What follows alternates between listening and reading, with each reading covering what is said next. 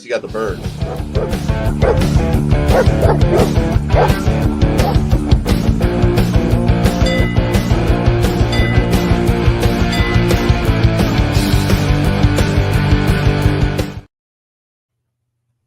Hey, what happened to my little video? It didn't play. Damn it.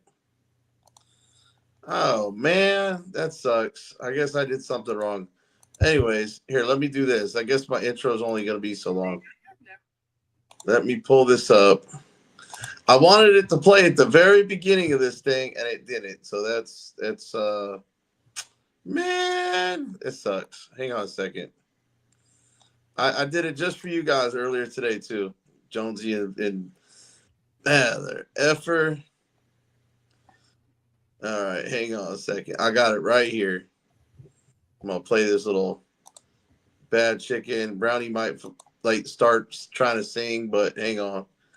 All right, let me present, share screen. Yeah, here we go.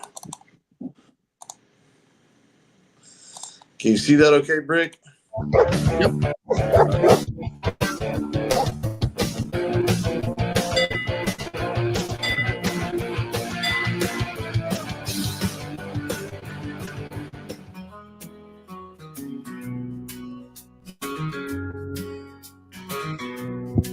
Well, it's Otvo and Brick Jonesy, two friends trying to make change in town. In Albuquerque, they're never lonely, raising voices, never backing down. They got hearts as big as Texas and dreams reaching up to the sky, asking about those 5 elements with a sparkle in their eyes. What are the 5 they always asking? Freedom of speech, let's get it blasted. Rest in religion, gather with passion. Redress of grievances, no stopping the action. In a small cafe on Central Avenue, where the coffee's strong and the laughter's new, they quiz every soul that walks on through. What's the First Amendment mean to you? From the dusty streets to the neon lights, their mission spreads both day and night with a humor that's always bright. They're building hope, turning wrong to right. What are the 5 they always asking? Freedom of speech, let's get it blasting. Press and religion, gather with passion. Redress of grievances, no stopping the action.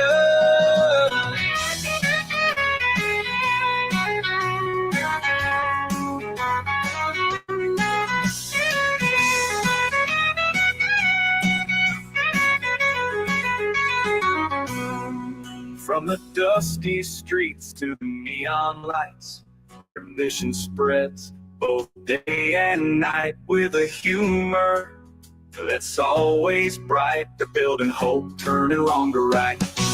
What are the 5 they always asking? Freedom of speech, let's get it blasting. Press and religion, gather with passion. Redress of grievances, no stopping the action. Redress of grievances, no stopping the action. Redress of grievances, no stopping the action.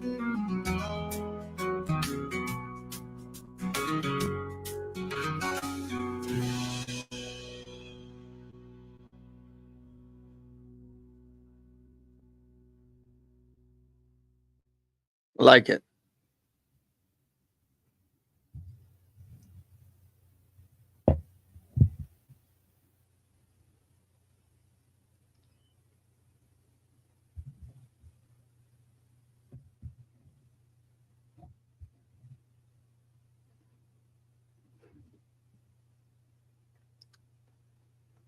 Are you coming back, BZ?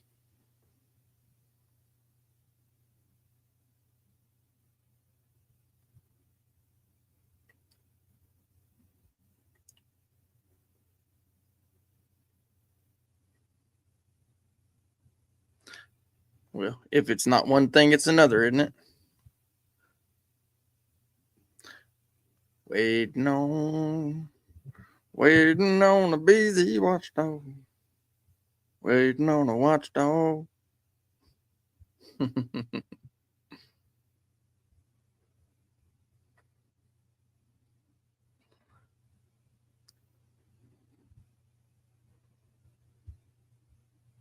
BZ, you coming back?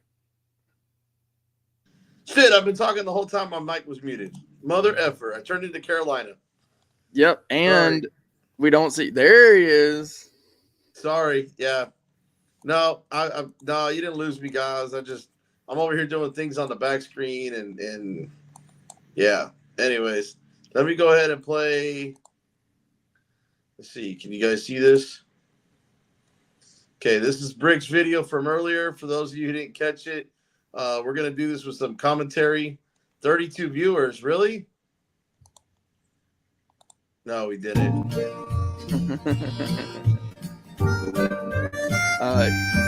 It's just me on screen right now, too, just so you know.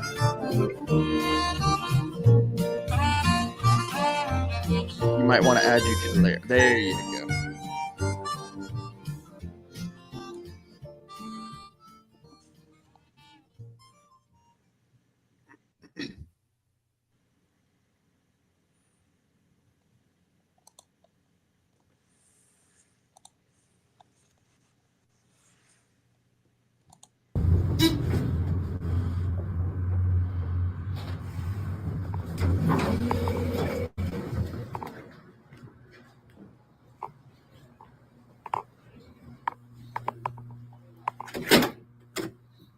We're a little early, but we've got an appointment with, I think it's Miss Miller, Yes. Renee Grout's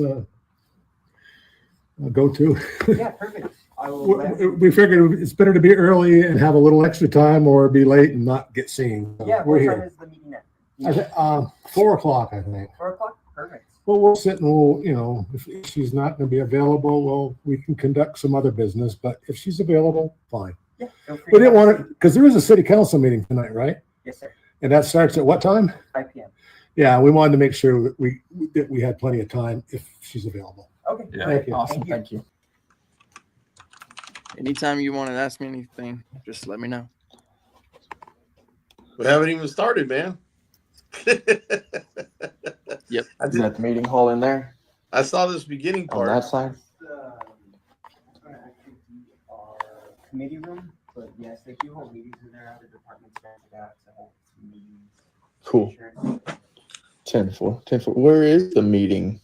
And by the way, Brick, with what Yeah. we were talking about involved with this last part of the whole video here that I found the whole video, not just the short. Oh, cool. Very So good. it's 10 minutes to her. So we'll get into that in a second. Okay. But Sounds good. For council meeting, that's Yeah. actually going to be in the chambers located in the basement. Okay. All right. And Cool, if you man. want to speed it up, that's fine too. yeah, I was going to here. I was going to get to Because I know we got the 2 videos. So Yeah. Let's OTVO. I like it. I was going to get to yeah, I think it was this part right here. Where the I think this is where the counselor comes out, right? Yep. And in fact, I used the speed up right here, flipping through the book. And then the counselor comes out immediately after. Damn, you sure turned in a lot of pages in that time frame.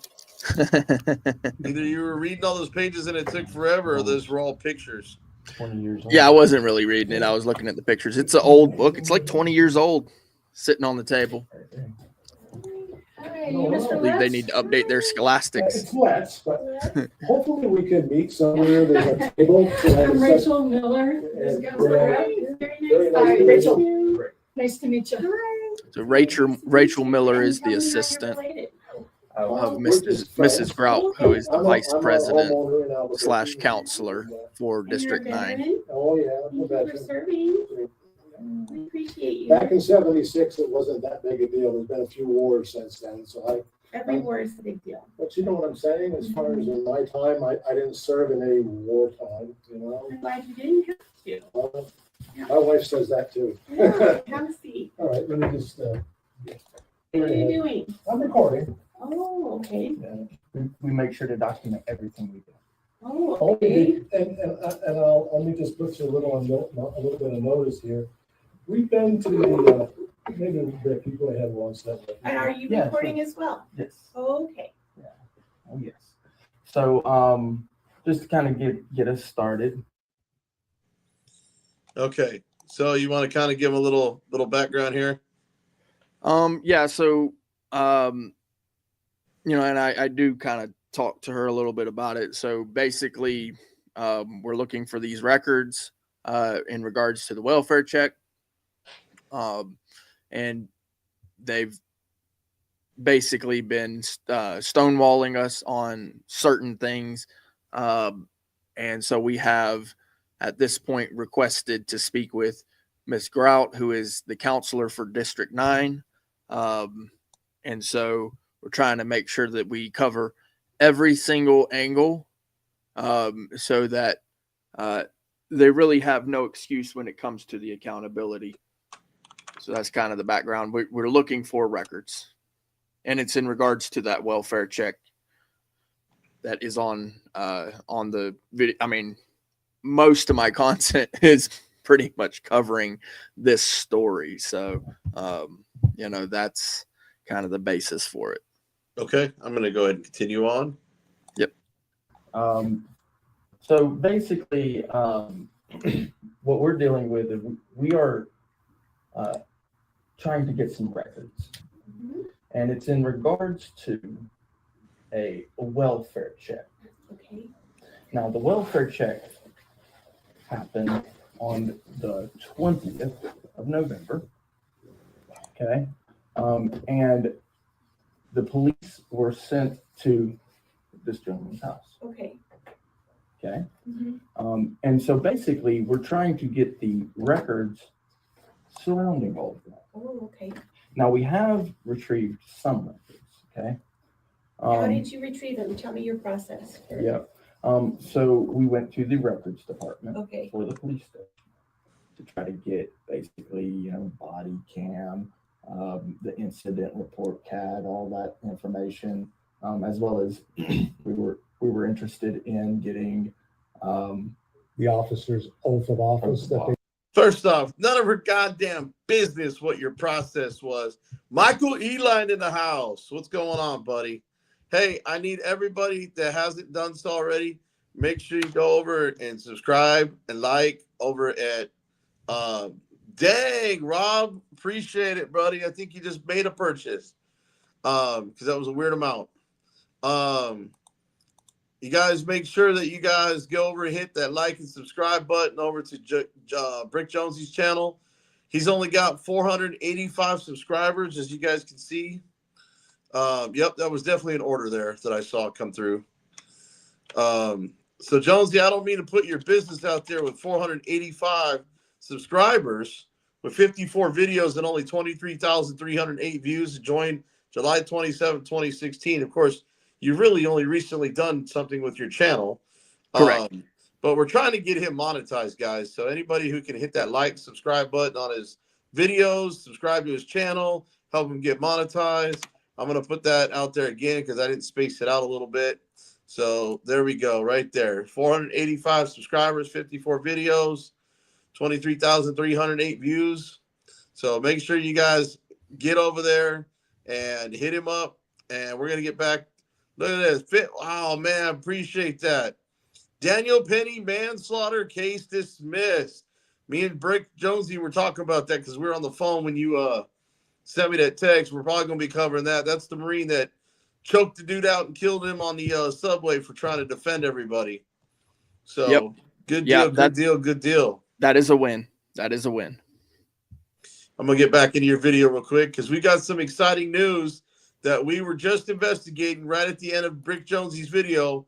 And I found another video with the city council meeting that happens right after this video. So, guys, let's get into it. Helps if I hit the play button. They take when they swear to be a law enforcement officer in the state. There's a form that's required by the secretary that all these officers You know, sign. just trying to get all that basic information, and then, you know, disciplinary reports. We're interested in all of that because of the fact that they sent a welfare check in regards to something that they claimed. Okay. Okay. The records department immediately sent us directly over to the city clerk. Okay. Okay.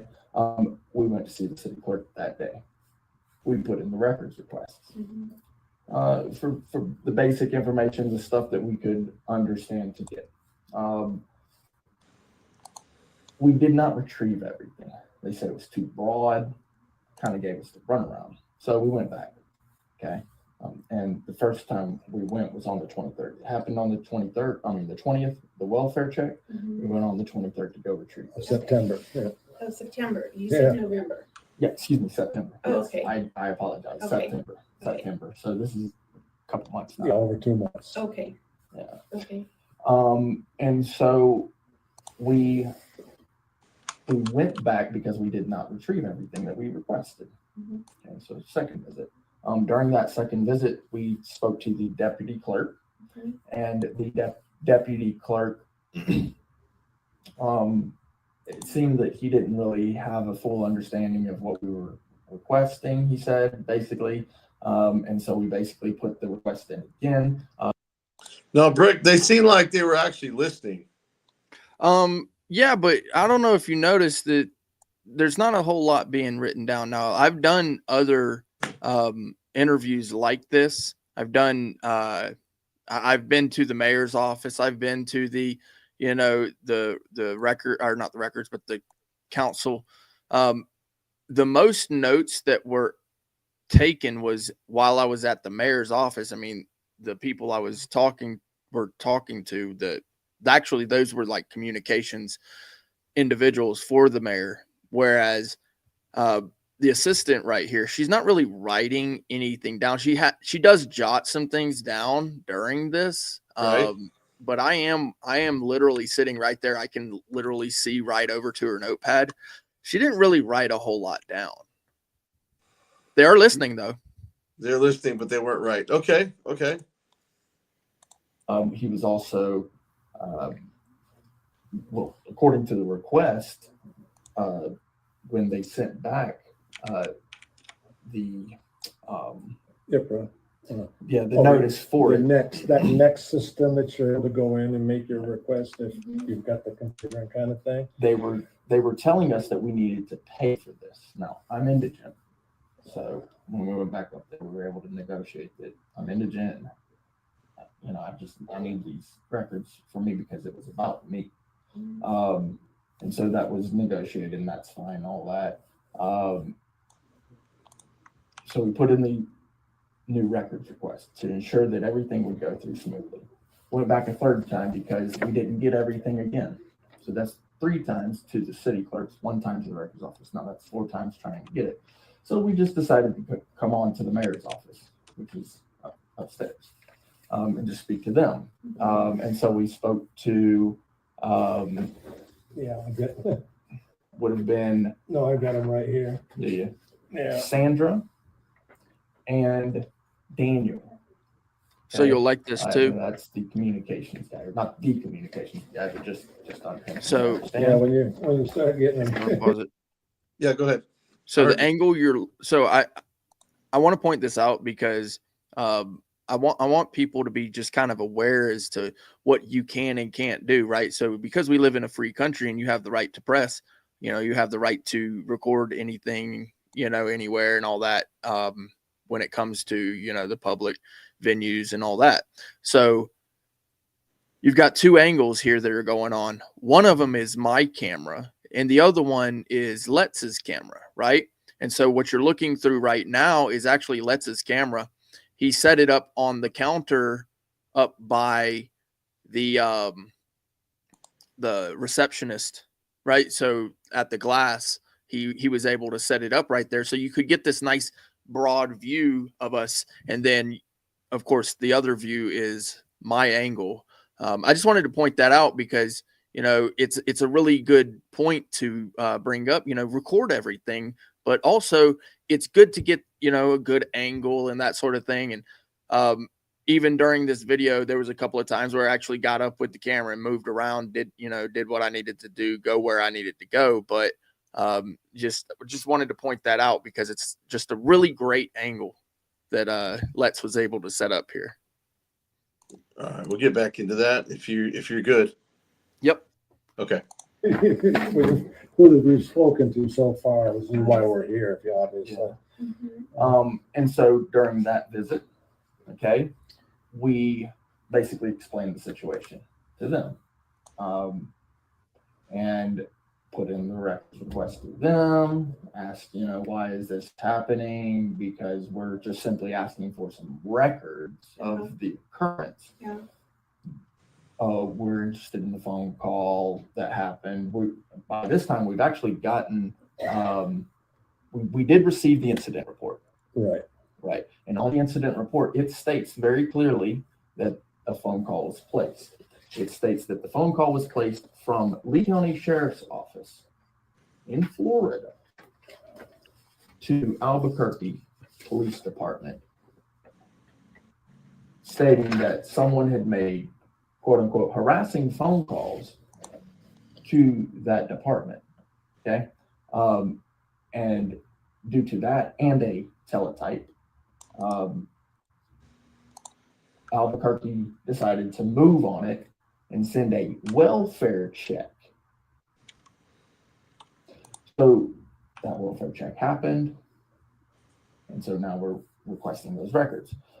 So that's the first visit to the mayor's office. Now we've got a second visit because those records were not provided yet again. So we came back, and then a third time, and then a fourth time. So we've been to the mayor's office 4 times requesting these records. Okay. The last time we came, we went up there, we talked to the young man. What's his name? The last guy we talked to. Noah? Noah, right. And Sean had come out. Now I had to pause it. Noah's the who again? He's the records clerk, right? No, Noah is one of the individuals from the communications department for the mayor's office. Okay. He actually is the last person that we spoke to at the mayor's office. He's the young blonde-haired kid. Yeah, I mean, basically he's a lackey, more or less. All right, I'm gonna go keep going back. Him on the third visit, and then Noah was there by himself on the fourth visit. Okay. So now when we went up there, we talked to Noah and we told him, we hope we can get these records because this is all we're coming here for, right? And on the way out, we decided to stop in here and request to speak to you guys. And so obviously we communicated through the email, and here we are. Okay. So basically, in a nutshell, we're requesting these records. May I ask you, what records are you missing at this point? All right. So there was supposedly a 911 call, and if you want to show her the information for that. And there was a claim that the 911 call didn't exist. See right here, it's all done backwards in time. So Okay. this being the last entry, and of course you'd have to start it here to be able to finish it to come back. Okay. But at 5:59 in the morning, Okay. a teletype was received from the Levy County Sheriff's Office in Florida, requesting a 34s to make 25s on some subject name who's been, Okay. Okay. and then it tallies up here. Okay. Now, when we requested the information around the incident, we requested the incident report, the CAD report. Have you gotten We did get the one incident report, but after we got the first report, we noticed when we got this one, that it says per Levy County. Yeah. I'll let you read it. I won't divulge information on the camera for people that may watch it later. Now, the city clerk is claiming that there was no phone call.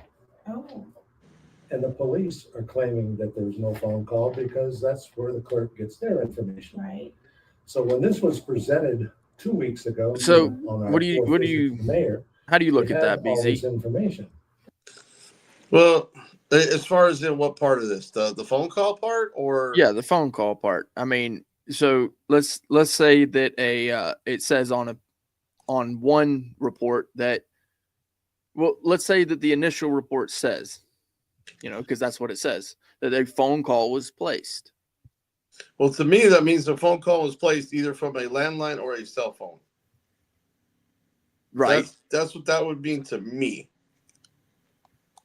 I mean, I'm no genius or anything, but that would be different than something coming through on a fax, an email, or a teletype. So a phone call to me is a phone call. Yeah, it's a phone call. A phone call was placed. And it says it right there on the report.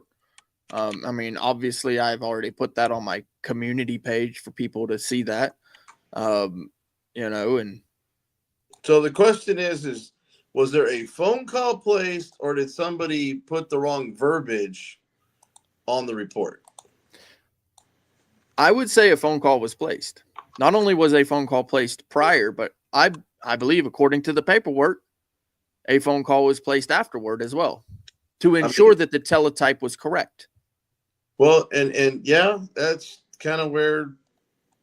I mean, just kind of going off of basic understanding, I mean, policy and that sort of thing, just imagining a teletype being received by a department. Okay. Would that department reasonably just act upon the teletype, just the teletype alone? Depends on their policies, procedures, and protocols.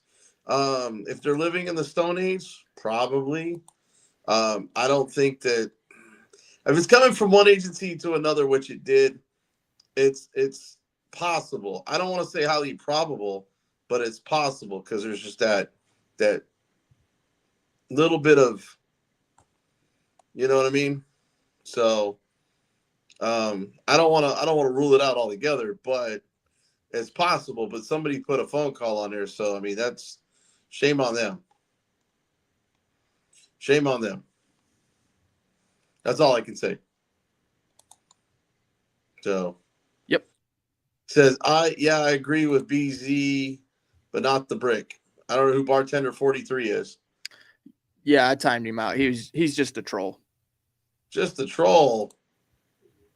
Well, make sure you guys go over and like, subscribe over to Brick Jonesy's channel, so you troll him all day long and not me. Yep. Sorry, Brick. I got a heavy hand. I do apologize. If you wanted to comment more, you have only 10 seconds of a timeout.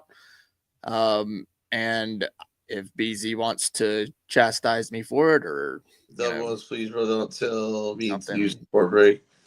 Oh yeah, I see where he's coming into. He got timed out, and I'm gonna tell you, bartender, you gotta be nice. I mean,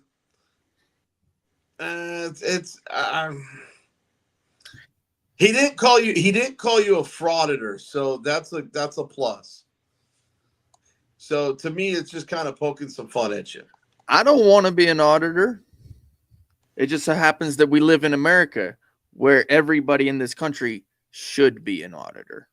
Well, you should audit your government. On top of things too, though, you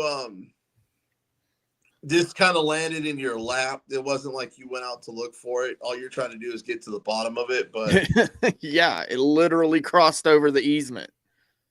It crossed through the easement up into the cartilage and knocked it on the front door with a flashlight, damaging the front door. So I couldn't have said it better myself. It's exactly right. It's so true. It's ridiculous, right? Pound. So like what the yeah. But yeah, let's get back into this here. Yep. And one of the things that we requested was this other incident number that supposedly happened a day before they came to my home at 8 o'clock in the morning.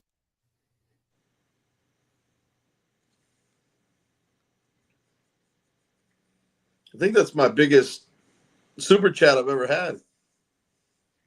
Michael. $50. And I guess what's troubling to me over this whole That's what's up. situation, and I tried to explain it to the officers when they came. They said that they were here to conduct a welfare check on somebody by his name. And of course, I want to be a good friend. I'm just not going to say, well, you know, what's going on here. Yeah. I just want to be a good friend. Well, he's been calling Florida. I says, well, from what I understand, there was an incident that happened to him, and he's utilizing one of his elements of the First Amendment, the right to petition your government. So he's calling there.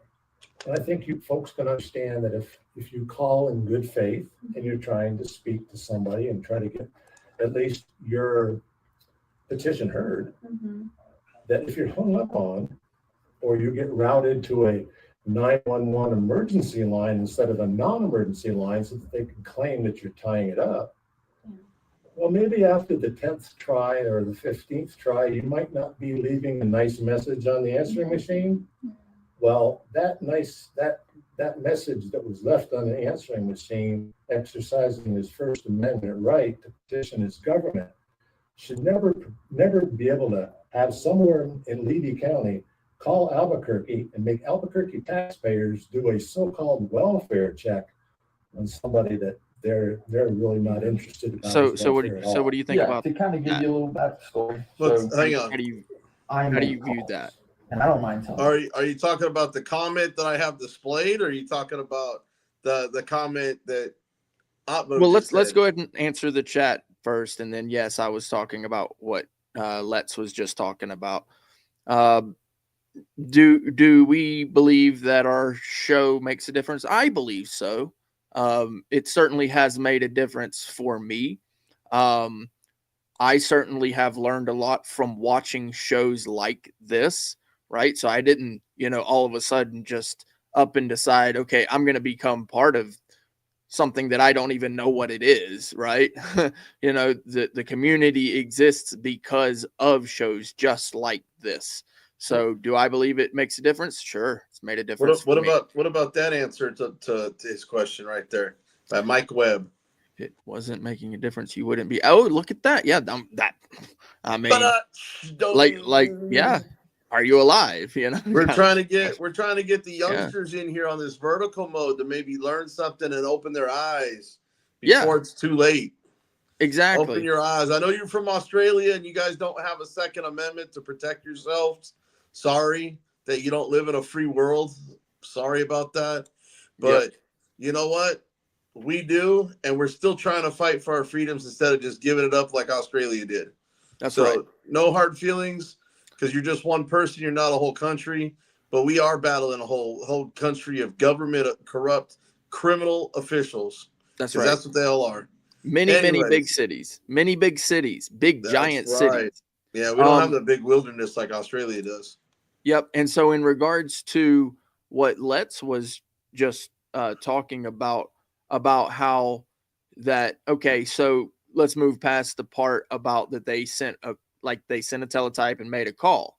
Now, if they made a call, were they really worried about my welfare? According to what the teletype was saying, even just what's in the teletype and in the incident reports, according to them, an individual was making quote unquote harassing phone calls. Now, does that sound like something that they're, all of a sudden worried about that individual's welfare? No, I can definitely see your point on that. Right. Does it sound more like retaliation for what they are claiming as harassing phone calls? Yeah, of course. Right. That's kind of what I was kind of asking is like, when we're looking at this whole situation, a welfare check was conducted on the basis of a quote unquote teletype when in reality it was a phone call. We know this. It's on the incident report. And then the claim is that it's a welfare check, but the problem is that it's based upon quote unquote harassing phone calls. What's up, Tav? Good to see you. Hey, Tav. Actually, you know what? Tab wanted to see Letz's video. I'm guessing this is the one, but I also have some things for Tav that he may want to hear that I did on my live stream. I'm still trying to get a lot of it together. It may be on Brick Jonesy's channel, Tav. Yeah, I don't know exactly which one he's referring to. We did just put out 2 new videos premiered, so possibly one of those. I kind of would have to imagine. I don't know what the reference would be. They're 2 very good videos, in my opinion, where Let's does a lot of, he does some very, maybe not a lot of, but, you know, some very good speaking about certain things. So hey, are you probably one of the 2, maybe. Are you okay with Tab coming up talking about your video? I'm okay with that. Yeah. Hey, Tab, do you want to come up, buddy? I'll put the link in. Oh yeah. That's so that would be the second video we will be covering. That one in this one, I believe, correct, BZ? The council meeting. Yeah. Yes. So we will be covering that one as well. And it is available already on my channel. However, you know, like I said, we will be covering it here. And yeah, as far as I'm concerned, Tab's more than welcome to come up. See, I think it's the new bearing. I know it's bearing. I can't remember the damn. There we go. New Life bearing. I got it right there. All right. I knew it was on there. I got his email somewhere. Yep. Oh, he said he's got to do some dinner. So AB would be Albuquerque. So he's going to do some dinner. So hey, Tav, we're going to be here for a little bit. So if you got to go do dinner and then come back, the second video is the one that he wants you to watch anyways. We're on the first one right now still. Yeah. So, but yeah, I sent it to your email, so you've got it in there if you want to come up. Yeah, it's the latest one. Should be. It's the council meeting. It's titled "Family Speaks Out," something like that. It's a longer title. It's the latest one. Yeah, but Tav come up. I mean, we got some things to talk about, Tav. Kind of some things that I've come across that I haven't really disclosed to anybody, but you know, some things were said on a live stream that overheard. I've got it recorded. I'm downloading it. I think it's on members only right now. So those are the only people that can hear the conversation. But I'll get into that at a later time. But right now it's about you guys on this video. So let me get back into it. Guys about this, right? I make calls in reference to cases that are all over the country, right? I make petition calls. This is what I do, right? And I'm happy and proud to do it as a red-blooded American. One of my favorite things to do is to call and talk to officers that have good calls and have bad calls. And when I say bad calls, what I mean is that sometimes the officers or the government doesn't want to hear what I have to say about an incident. Now, I try to be respectful, okay? And sometimes it's not easy to be respectful because sometimes people aren't respectful to me. I don't mind telling you guys about this. But this particular incident was about me. So not only am I making my petitions known for government accountability because I care, but I'm also making my petitions known about my own case where I had my rights violated in Levy County. So I talked to a deputy. The deputy who tackled me and dragged me off to the dungeon. Eventually, the charges were dropped. Here in Albuquerque? Levy County. Oh, okay. Right. Okay. So I called Levy County and I requested to speak to this officer, this deputy. And that deputy decided he didn't want to talk. You know, I'm not making any comments. I'm not giving my opinion out there. And that's like, dude, look, the charges were dropped. I'd like to have a conversation with you. And he was just like super dismissive and hung up on me eventually. So I called back and I asked to speak to a supervisor. And his supervisor, you know, said, okay, we'll try it again.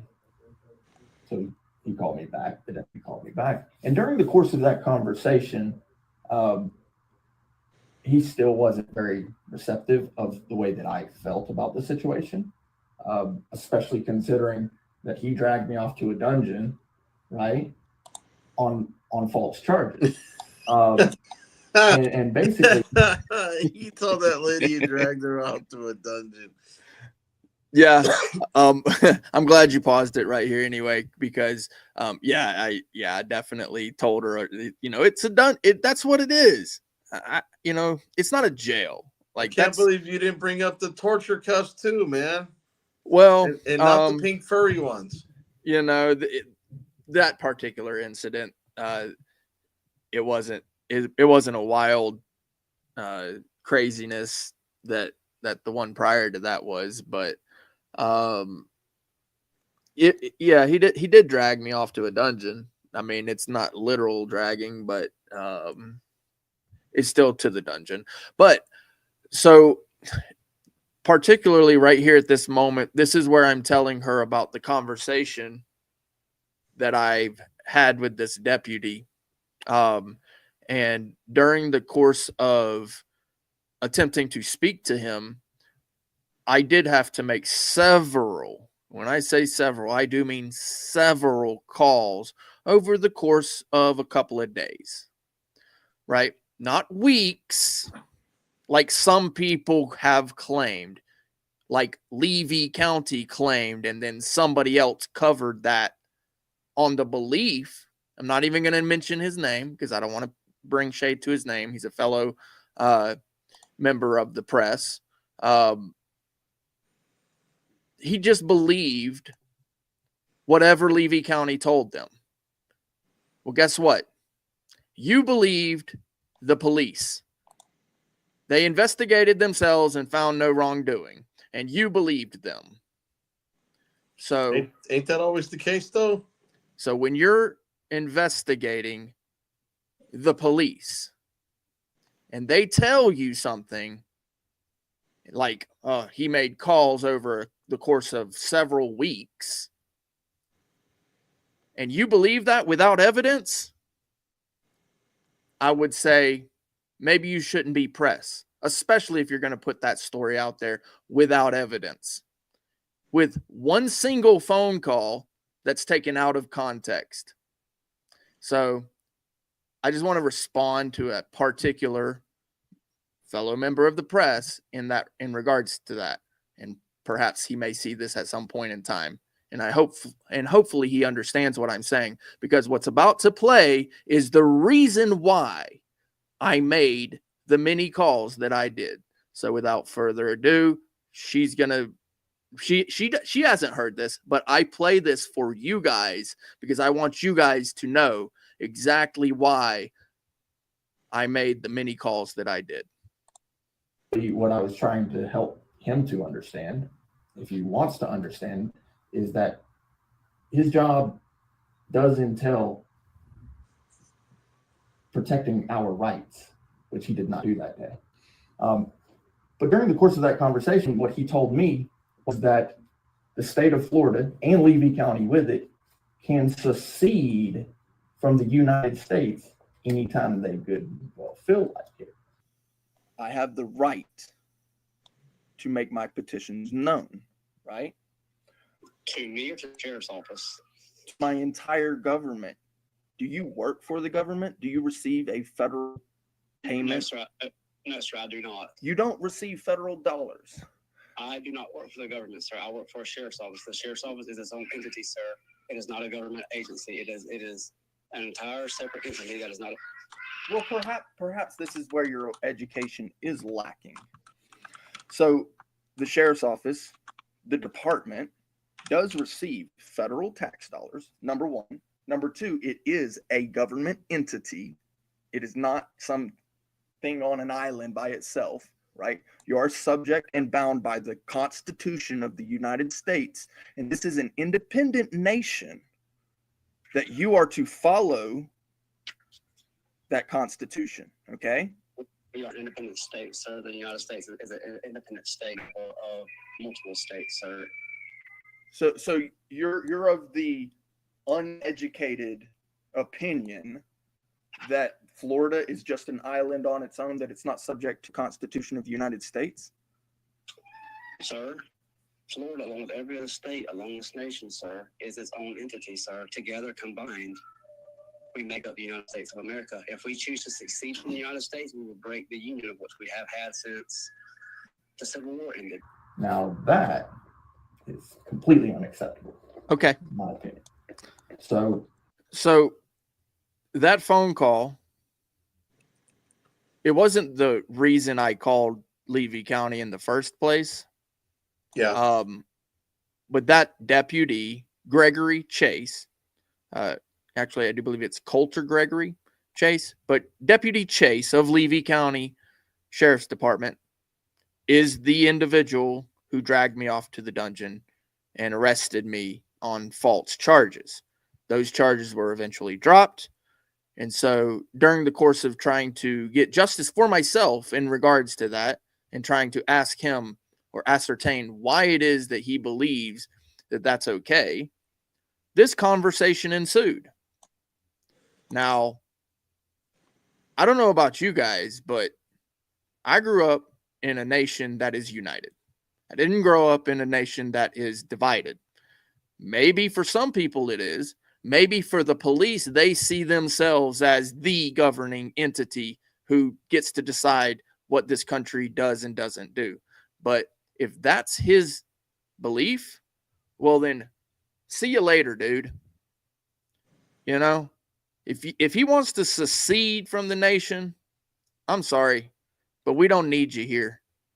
You go ahead and rescind your citizenship and head out to the island. But I can guarantee you that Levy County, the people of Levy County and the state of Florida, does not want to secede from the Union. And so for me, when I heard that is his viewpoint, is that he can just secede from the Union. The only state that I know of that has reserved that right is Texas. Am I correct on that? As far as in the succeeding from the states? Yes. We are the only one. In fact, just a little fun fact about Texas. Okay, let me put myself here on the big screen. Hang on. Yep. The fun fact about Texas is the reason that the flags fly at the same level is because it's its own sovereign nation. It was a country by itself, not a territory, but a country before it ended up joining the United States. And therefore, it's the only one that can just succeed without having to do what they got to do, I guess, in a court system. But yeah, that's a little fun fact. Yep. So yeah, no, it was a very telling conversation about the ideology of the guy, and as to why it is that he would do something like what he did to me, dragging me off to a dungeon based on some false charges, right? And in my opinion, we don't need officers like that. We don't need officers who believe that they can just basically do whatever they want. They could, take it into their own hands. They don't have to abide by the Constitution of the United States. Even though he said, oh yeah, I abide by the Constitution of the United States. Well, if that's the case, then you wouldn't be of the false belief that Florida or any other state other than Texas can just secede. It's not part of the agreement. Not at all. What's up, our guy? All right, let's get back into this because our whole crowd has dropped because Chili and For Public Safety are live. Nice. I'm like, hold on now. You're way off base. Now, I have this conversation recorded because I record everything. Make sure to record all of my phone calls because this is what I do. And so, and like I said, I don't mind telling you guys because I want this corrected, right? And may I ask, okay, so you're looking for the records from what date? So from Levy County, a call was placed. Yes, to Albuquerque Police Department. Now, Let's start with that one. Two. If we can't get it, I mean, I don't know what to say, but we've been that's what we've asking been for this. requesting And I apologize. That's the This is a main little thing. convoluted. That's why. I mean, I brought my tablet. Convoluted, that's a big word. We document everything. So we have the body worn camera, the officers that showed up at my house on the 20th that were doxxed, that knew they were being recorded on live, but still took the opportunity to try to dox our name, right? And him. Now, Where do you live?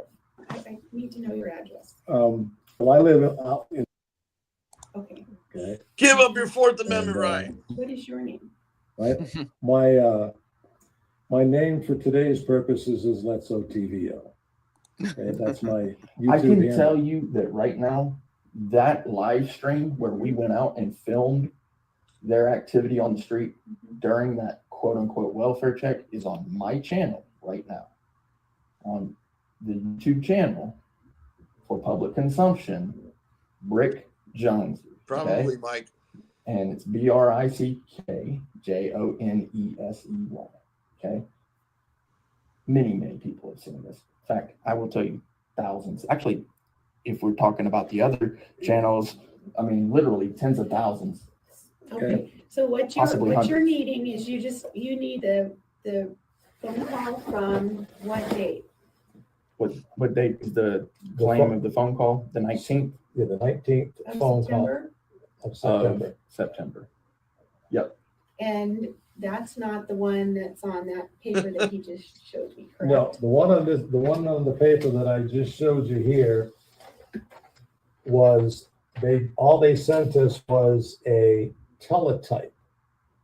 The teletype was received at that one time. Mhm. And then after the teletype was received, a phone call was made by Albuquerque to Florida Dispatch to get some clarification as to, what's the big necessity for this? And then there was a lot of thank yous going back and forth. So, it was, it seems that they were able, if this phone call wasn't recorded, the original phone call that was placed from Levy County to Albuquerque, Mhm. it seems as if they're really good at recording some phone calls, but not certain phone Sure. calls. And that's a problem. Right. What other information are you missing? So we would like the disciplinary reports of all 3 officers on scene, as well as we have received nothing of Carlos Godino, which is that's an officer that was on scene. So the responding officers, 2 officers came to my home. right. I mean, Officer Jonathan Barella, he was on scene. We received What time was this? that was 7 o'clock in the morning. yeah, roughly. The big knock with the damage to the door. Yeah. By the way, the officer who was knocking on the door beat on it with his flashlight, did real damage to the door. It's still For a visible welfare today. check. Yeah. Right. Right. We wouldn't have known that. He was knocking with his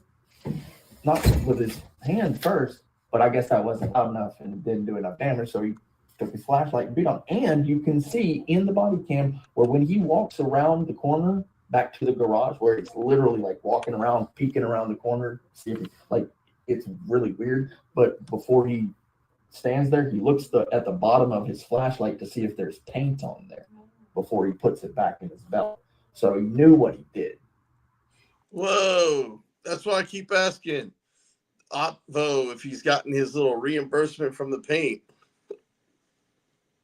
Right. Well, I mean, that's kind of like, so as we've gone through this, right, I know that as probably better than I do, how important it is to have the records of an incident before you put in a complaint, right? Absolutely. And I will tell you why you do that. The minute you file a complaint, they lock all that person's records from coming out.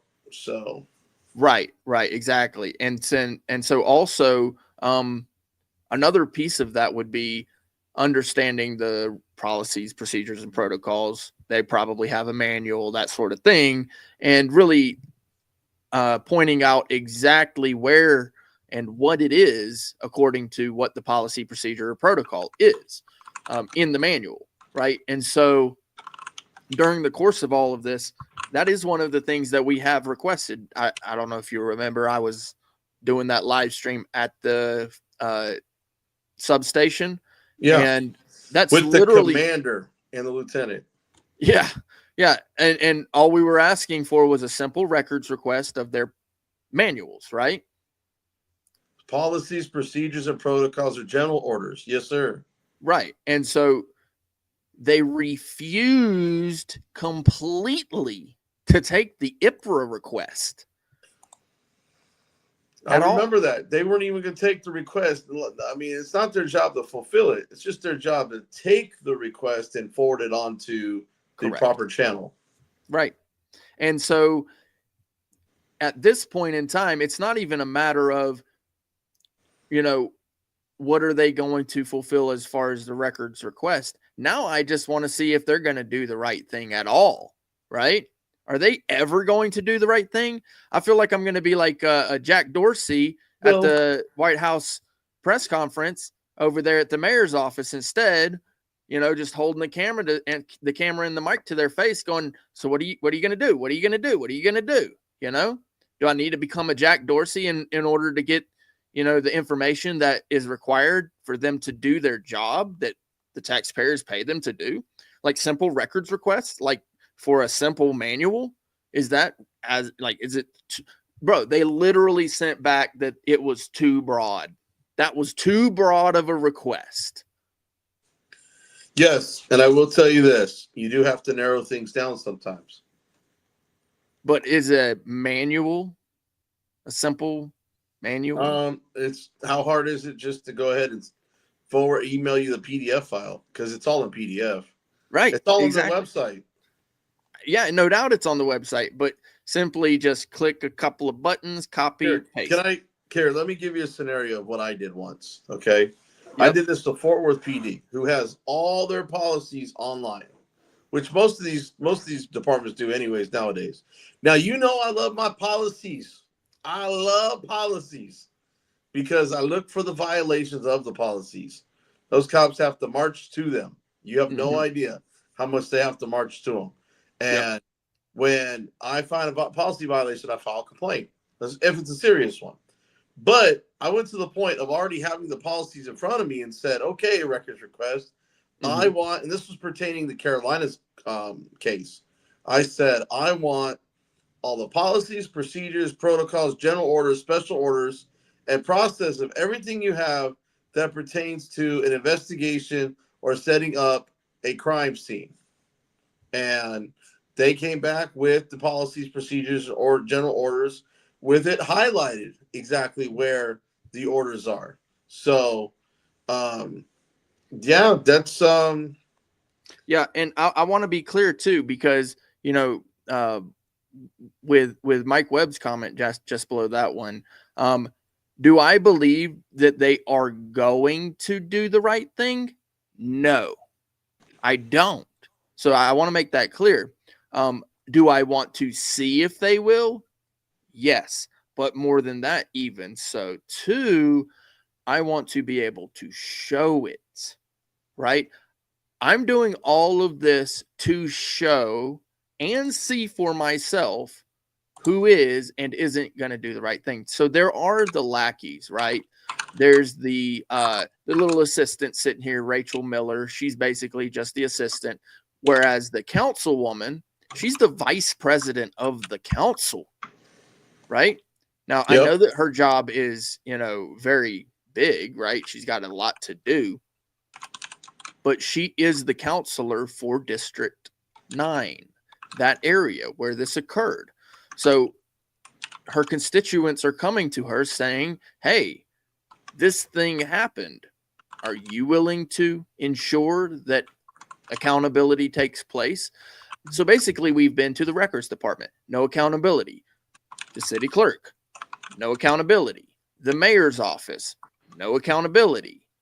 Councilwoman, vice president of the council, are you going to take accountability? Because it seems that if you don't, and the mayor don't, and the city clerk don't, the records department dang sure ain't fixing to do it, because the records department is the police. So not just to see it, but to show it. Right. So you ready? Yes, ready, Freddie? All right. You mentioned something about discipline. Yeah. Why do you think that you're going to have to clue me into? So we requested, basically we're doing an investigation as to why it is they did What do you mean? Basically, you are. You're so far up their ass, they don't even know what to do with the arm. You don't know where their ass begins and their mouth ends. I didn't even put gloves on. You didn't put the murder gloves on? Well, you're being nicer than the cops are. This, but also we want to be able to put in complaint forms. And we can't put in a complaint form if we don't know anything about who came there. We've requested from the substation the policies, procedures, protocols, the administrative orders, all that, right? They haven't, that was apparently too broad, right? Like I said, I'll apologize again for this being so voluminous. Right? KKR is so funny. We've even gone so far as to go to the substation in the foothills across from the post office and go there. And we requested from the clerk to be able to put in a records request for that information. Well, we're not going to print that out for you. No, I don't want you to print it out for me. I just want you to take my request and forward it on. Save me a trip to drive down here, because according to IPRA laws, I can go to any city agency and put in my request, and it's up to that agency. Do it online at home. Oh, yes, you can. But if you don't have access to a computer, see, I think about the other people, not just myself, that have access to a computer. Right. So I want to do things as if I was indigent. Okay. Yeah. I mean, ultimately. So I'm about to bring up a really good point here. Okay, let me pause that real quick. Go ahead. Yeah, so there's several reasons, but particularly the last reason that I mentioned right here. Like officer right here? Okay. Yep. Just kidding. Exactly. Go ahead. I thought you were. Oh, no, I was just basically saying, listen to the reasons that I give. Obviously, Letz has already given his reason, but particularly the last reason as to why I would not want to do this on a computer or writing it down myself. Rather, I would want somebody to assist. Sorry, I was just typing to Chili, letting him know we need to coordinate live streams so that way my whole live doesn't leave me when he goes live, because they're all Team DLZ. All right, keep going. All right. Boils down to, it's about government accountability. I personally want to see if people are going to do the right thing, right? When the taxpayers pay them. Now, if it comes down to it, and I have to claim my... Here, I think we need a little break for something fun. Hang on a second. All right. Gonna go ahead and share that screen. There you go. I don't... Oh, yep. Little fun time.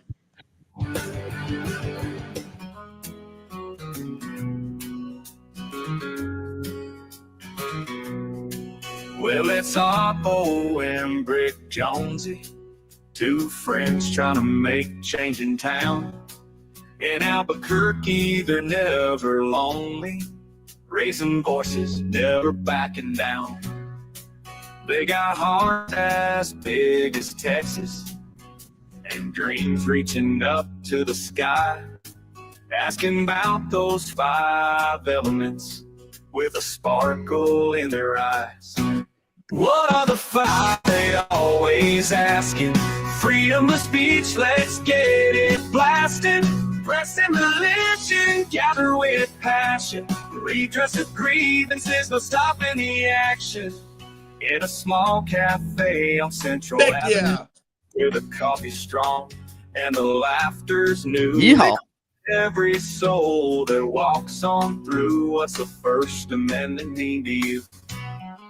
From the dusty streets to the neon lights, their mission spreads both day and night with a humor that's always bright. They're building hope, turning wrong to right. What are the 5 they always asking? Freedom of speech, let's get it blasting. Pressing militia, gather with passion. Redress of grievances, no stopping the action.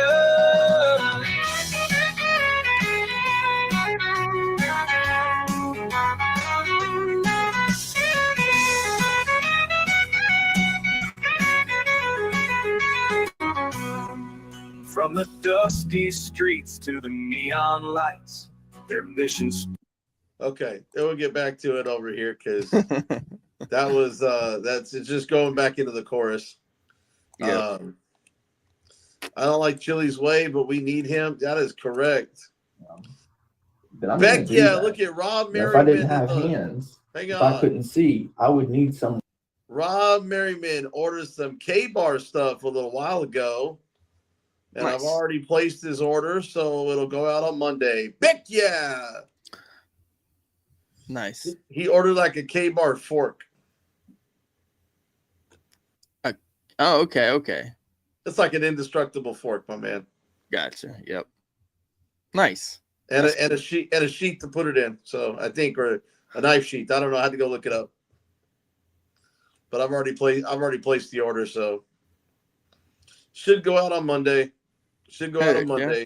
So thank you for your order. Get your latest self-defense items at TAPSSECURITYPRODUCT.com.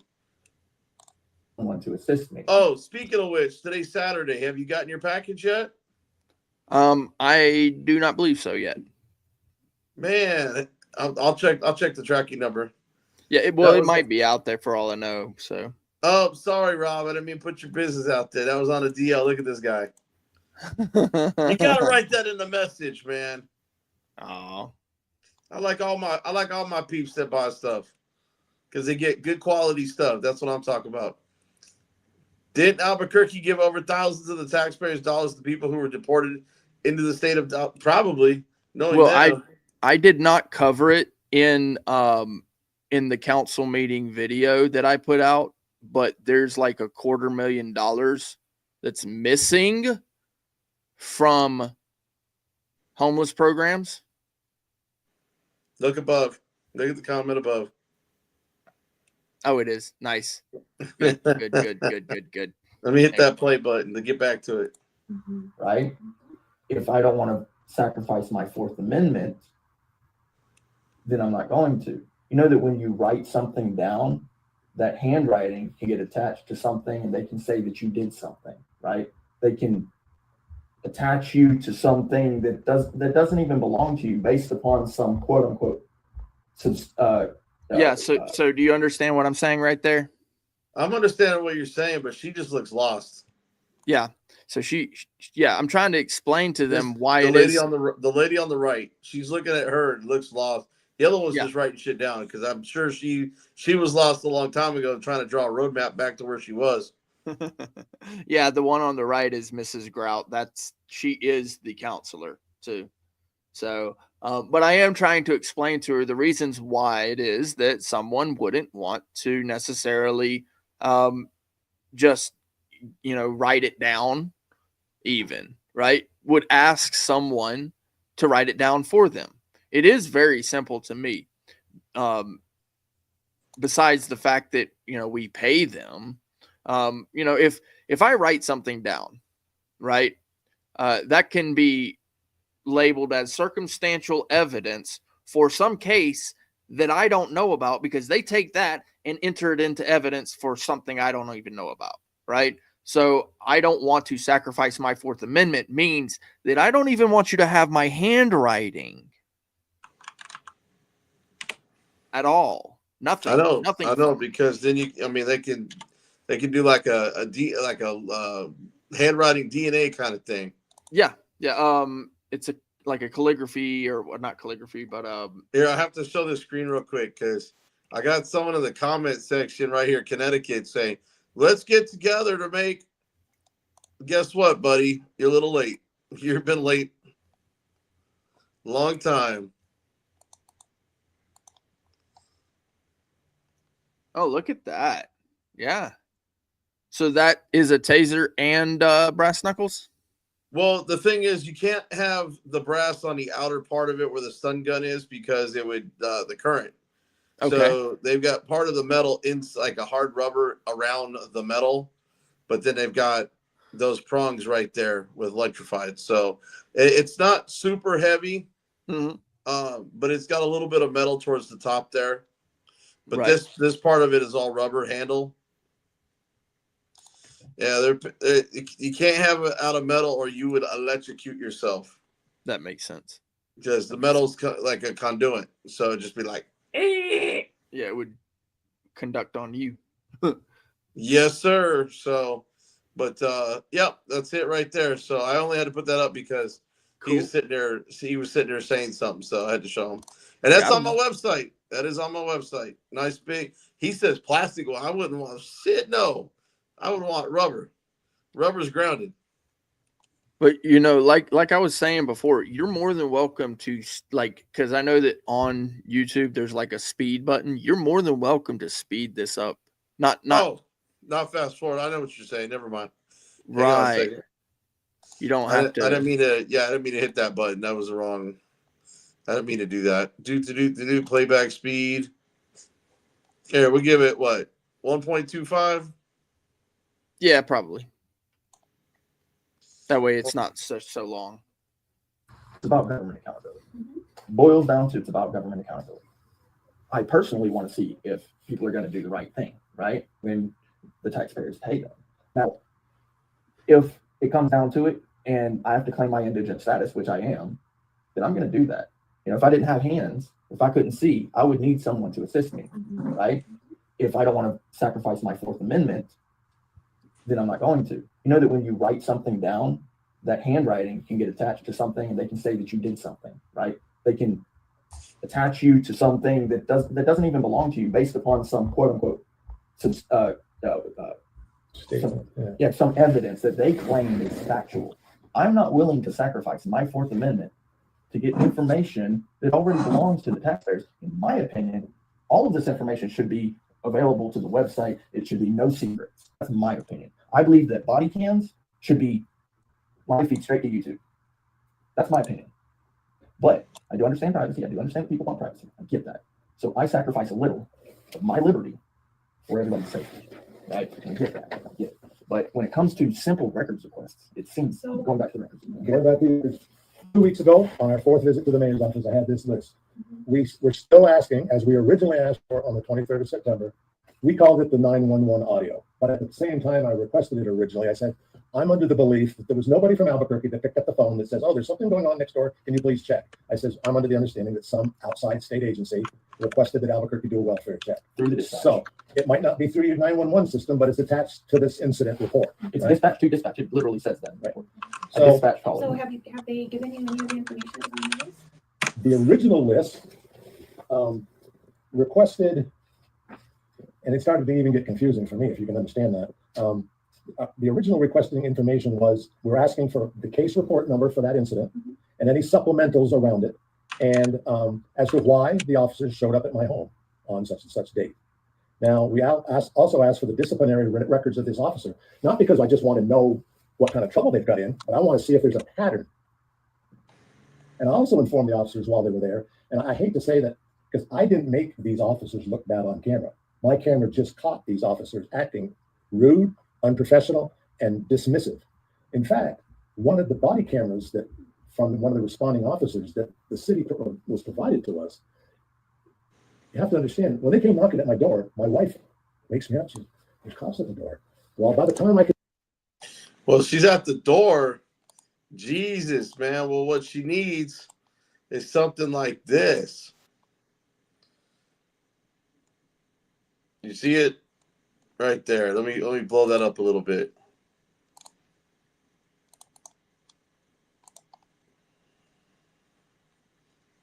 Hang on. I think I hit the wrong button. Yep, I hit the wrong button. Hang on a second.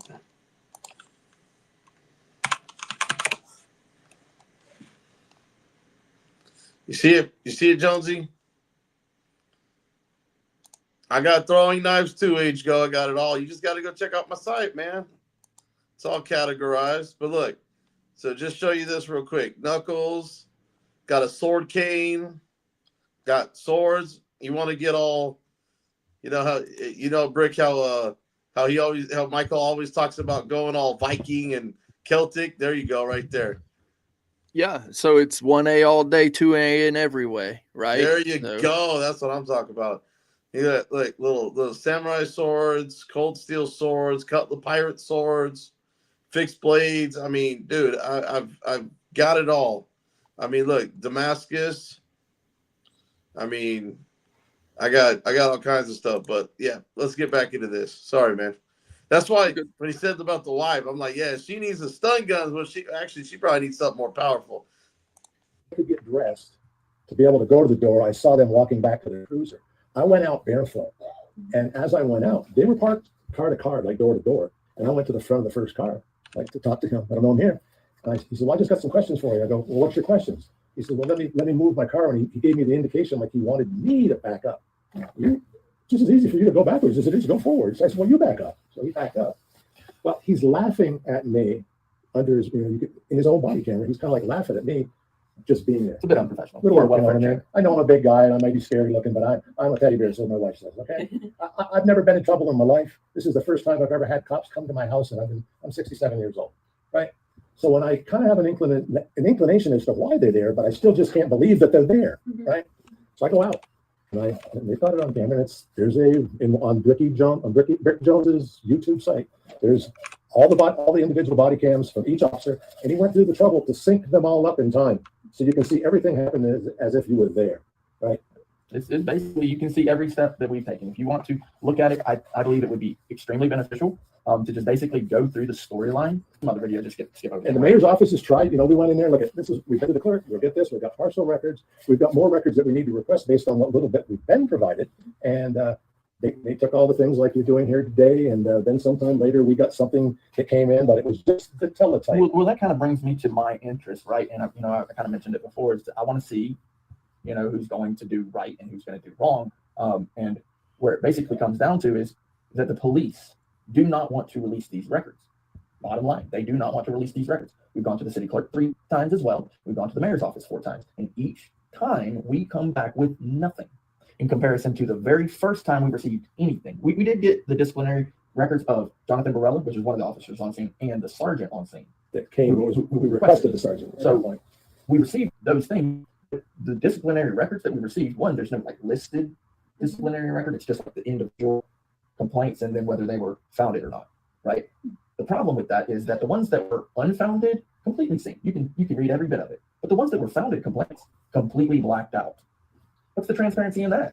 I can't see whether these officers have a pattern. You can't even see whether they're founded. You can't see what those founded incidents. Now, I understand redacting personal information, but the whole thing's blocked out on every single one of the quote unquote founded incidents that are on their disciplinary records, as opposed to the ones that are unfounded, which have no blackouts. I mean, you get all the personal information except for the birthday. So the claims that that they're giving me these disciplinary records are just out the window. That is not records. So on our original request, we did get the CAD, the body cams from all the officers, and we did get the primary report. We didn't get any photo surveillance because there was none, and we got that one report that I showed you already. Well, in reading that report, it came to light that there was some incident that supposedly happened at my address the day before that was closed down. So we kind of thought that, well, wait a minute, is that we want that, and we asked for that. There's an incident report ID number for that, and we did request that, and it came back that's too broad. Well, so you can see the concerns. Hopefully that these records are not being provided. I don't know if there's anything that as the so you're not the counselor for the district. I am the counselor. You are. Okay. What would you do if this happened to you? You're in that district. Those officers, the sergeant, the lieutenant, the commander.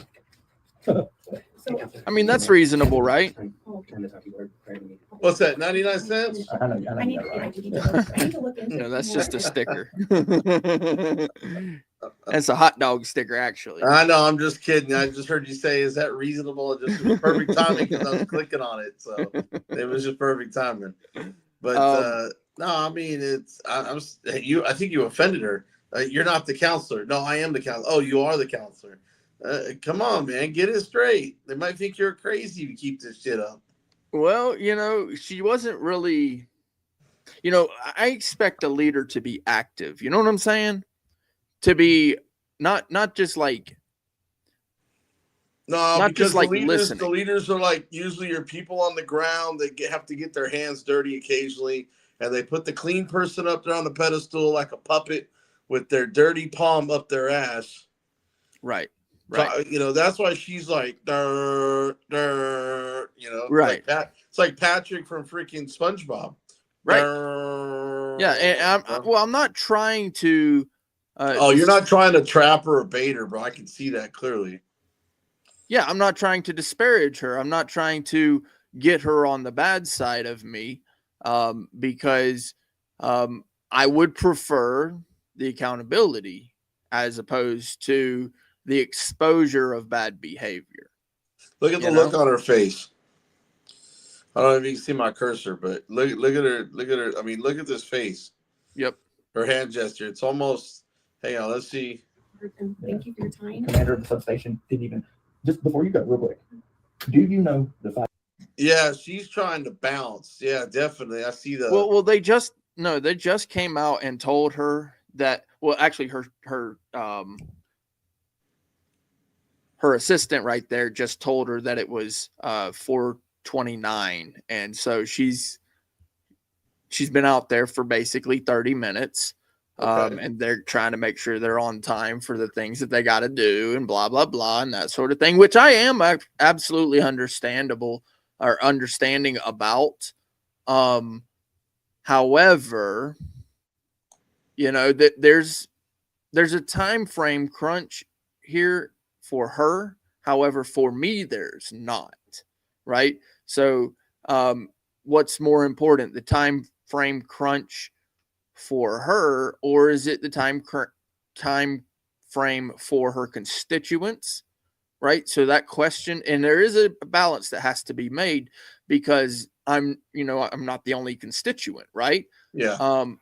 So what is that balance? Do you allow, going back to like the proverbial 2 minutes, do you allow an extra minute because there's more issues at play than just the 2 minutes allows? And we'll see that in the next video where they actually did, for that family, allow more than the proverbial 2 minutes, which is allotted to them. So, but no, the question I asked her was, what if this happened to you? What if the police came to your door and knocked on your door, or perhaps your relative's door in your district? How would you feel about that? Not necessarily your door, but somebody you know, and then they come to you like it's a friend of yours. How would you feel, right? Would you be okay with this? And would you be okay with the non-releasing of records? Look who came up here to say hi. Hey, Brownie. Tell him. What's up, buddy? Oh,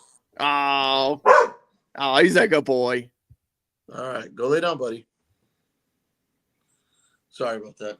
Go lay down. Go. That's good. You just had to come say hi to everybody. Of course. You ready to get this chicken going? All right. Yeah, it's almost over. I know for this one. I do, sir. What I do. I appreciate If you your do. time. I do. What are they? I do know them. What are they? Let's see, freedom of speech, press, religion, to petition your government, and there's one more. And it's on the tip of my tongue. But I You know it. appreciate- You know it. We'll give you credit. But to be surprised, wouldn't you think that a commander of a substation would know that? Since they've sworn an oath to protect those rights? It's assembly. Yeah. But thank you so much for visiting with us. Should we set up another appointment, I you hope think? you get all of the information you need. I know that it takes time. Well, that's why we're here, with because, IPRA. well, IPRA was supposed to be 15 days, not over 2 Yeah, months. And that's Oh, why and we're here. we are hoping to be down there as well in the meeting. Okay, Yeah, very so good. we'll see you down I there. If you appreciate have it. 1 minute, I'm going to ask what the next step is for, if you haven't. Thank you. I'll see you in there. Thank you. Thank you. There is a next step for if you feel like you haven't gotten, and it sounds like you haven't gotten everything that you requested. But if you don't mind waiting 1 minute, I think it might be district court, but I'll ask. Very good. Thank you. Okay, so technically next step is district court, but you might, if you go directly to the city clerk's office and try to talk to the clerk and see if you can work something out with them, because court gets. Yeah, I mean, that's kind of the point, is why we're doing this and that Yeah. is because we want to see whether the government of the city is going to be accountable. We walked into that city clerk's office and talked to the assistant clerk, and it took an hour to finally come to the agreement that we didn't have to pay for a 911 extraction of that call from Levy County that we never even got. They put a hold on the whole IPRA request until we paid $5 for something that they've never even released to us. Yeah, now they've been out, after the claim was that we had to pay for it, then they claim it doesn't exist. Yeah, I mean, Yeah. So hopefully we can get that. You're right. You're right. I like that idea that we should go back to the city, to the clerk, right, and say, hey, look, we've been all the way up the ladder. We even went over to the council, which is a step over because you guys work with the mayor, right? Work together in the whole thing, right? So if we go back to them and say, look, we've gone everywhere, the next place is the court, which can get messy. I mean, that's not what we want. We want good. We don't want that. We noticed that it was a welfare check. So they have what they call an ECIT officer who's supposed to be able to be trained in doing these quote unquote welfare checks. So when we saw that we put in a request to find out who it was. But we don't even have one of the responding officers anything yet. And all these things are on the ones that didn't respond. I mean, it's kind of like we've got this thing in and I don't like doing this. Yeah. You know, when they came at my house at 8 o'clock in the morning, pounding on my door, waking everybody up, I said, I'm sorry, but I don't normally say this, but when you guys come to my door like this at this time, I'm going to call you a pig. I'm sorry. You know what I mean? They didn't like to hear that, but I'm just telling you, I'm not a violent guy. Yeah. Should we set up another time? Can we set up another time? You're welcome to call, but I really do recommend going back to the clerk and Okay. seeing what. You got that YouTube address, the Brick Jonesy? Yes. You got time in here. It does make it interesting. When If you guys have a chance to take a look at it. Hey, Brick. I'm just saying. Thank you. Yep. Rick, I gotta take him out to the restroom real quick in this rain. I'm gonna Okay. play the song real quick while I'm gone. I'm gonna start it over so everybody can get it. And then I'll be right back because it's 3 minutes long, so I should be back in 3 minutes. All right. Sounds good. Let me share this tab. There you go.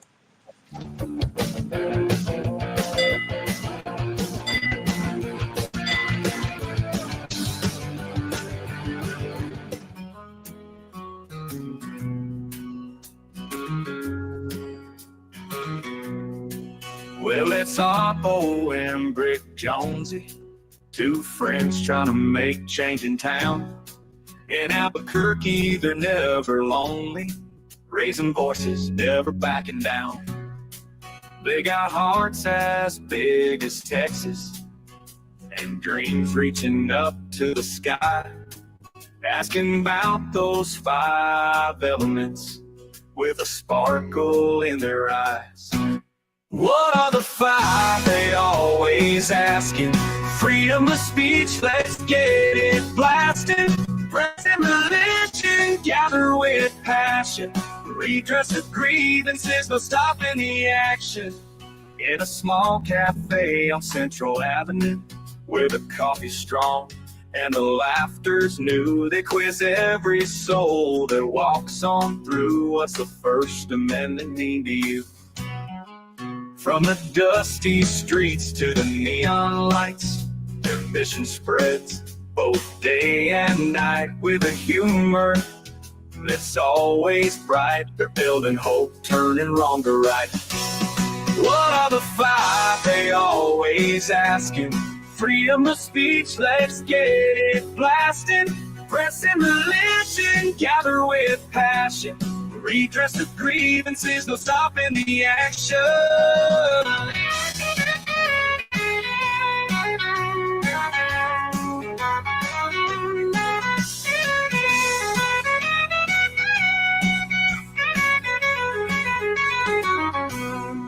From the dusty streets to the neon lights, their mission spreads both day and night with a humor that's always bright. They're building hope, turning wrong to right. What are the 5 they always asking? Freedom of speech, let's get it blasting.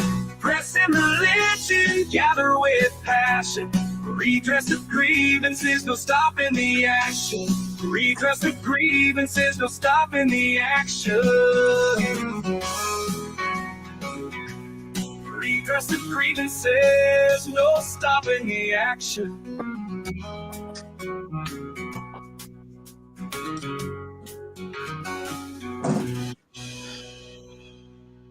Perfect timing. I got him on standby, man. Here, we're gonna get into the next video real quick. Dude. That is. Here, I'm gonna do this. Drop a comment. Make sure you guys go over there, hit like, subscribe, leave a comment. Bam. There we go. And then we'll go up here real quick. Still only sitting at 485 subscribers. Come on, people. What is wrong with you?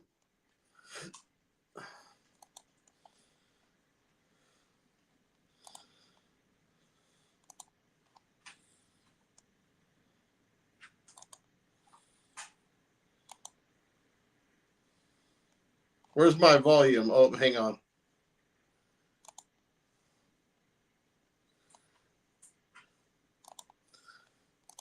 Jonesy, you still there? Yeah, I'm still here. Okay. I just wasn't sure if you heard the volume or not. I'm trying to get the, I think my Bluetooth cut out while I was gone. Hold on. We'll see here in a second. That's working. Oh, that cut out right there. Okay. So go back to your video.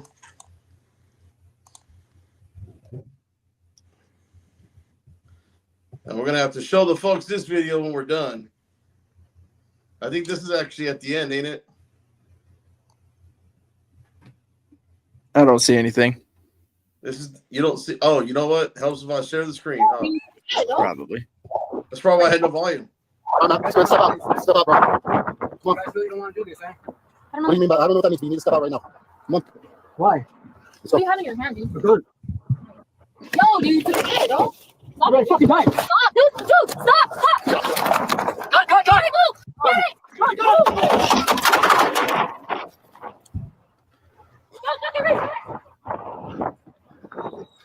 Don't fucking move. Don't fucking move. It's good. Hey, back. Oh, back. Don't fucking move. Yes, you got it. No, I got the gun. You got it? I got the gun. Hey, Press it back up. I'm gonna pull it out this way. And so this is where The Saipan. Saipan? Not the old Saipan. The new one? It was that LHA class. It's since been sent to the Razor. Where were you stationed? Norfolk. I was in electronics. I would say drop it back down to one Oh, that's it. Yeah, no, I was used as Milwaukee. one Yeah, it was speed. the oldest ship in the Navy. We could call it the old Milwaukee, like the beer. And it runs in one engine. You know, sometimes they have to pull us up. Yeah, because these comments that these people make is worth hearing. You hear me about dropping it down to one speed? The Yeah, 21st meeting of the Already 26th did. council will come to order. Oh, Councilor okay. Sanchez is excused this evening. All other councilors are present. I believe Councilor Bassan will be joining us on Zoom this evening. We'll start with a moment of silence and then the Pledge of Allegiance. We'll go to general public comment. Members of the public provide live public comments to the council in person or virtually. If they've signed up for public comment, the instructions published on the agenda on our website on Friday. You got 2 minutes. Council, our comments are to be addressed to councilors only through the council president. Any disruptive conduct will result in removal from the meeting. You have 2 minutes, Mr. Cornelius, if you'll please call the name of the first speaker. Thank you, Mr. President. Our first speaker is Bianca Garcia, followed by Keeper Rubio, followed by Bernadette La Jeunesse.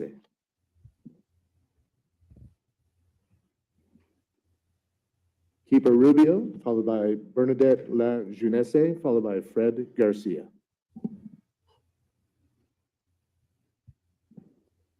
Bernadette La Jeunesse, followed by Fred Garcia, followed by Renee Corey.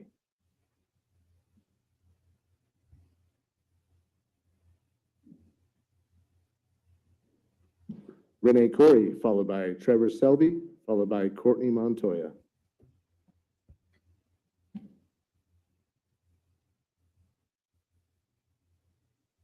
Is it my turn? Defund the police means move money. Abolish the police now, that's a free country. Defund the police, move money to the streets, then abolish the police, let the homies go free. Justice for Solo Garcia, and fuck all of you for doing nothing about police. Okay, next speaker. We have Trevor? Thank you. Trevor Selby, followed by Courtney Montoya, followed by Ian Colburn. Are you Trevor? Okay, thanks. I'm here tonight instead of doing homework to speak here, asking you all to try to redeem any merits that APD might have. They are responsible for countless murders. Innocent lives are lost.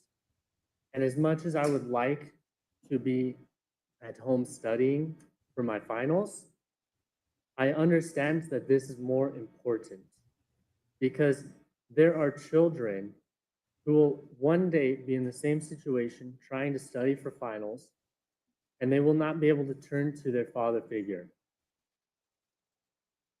I would like to come to City Council to speak about other issues, about improving housing, making better streets, giving the community services that it deserves. But instead, I'm here pleading with you all to try and get anything done about unaccounted police murder. I'd like to use the rest of my time in a moment of silence.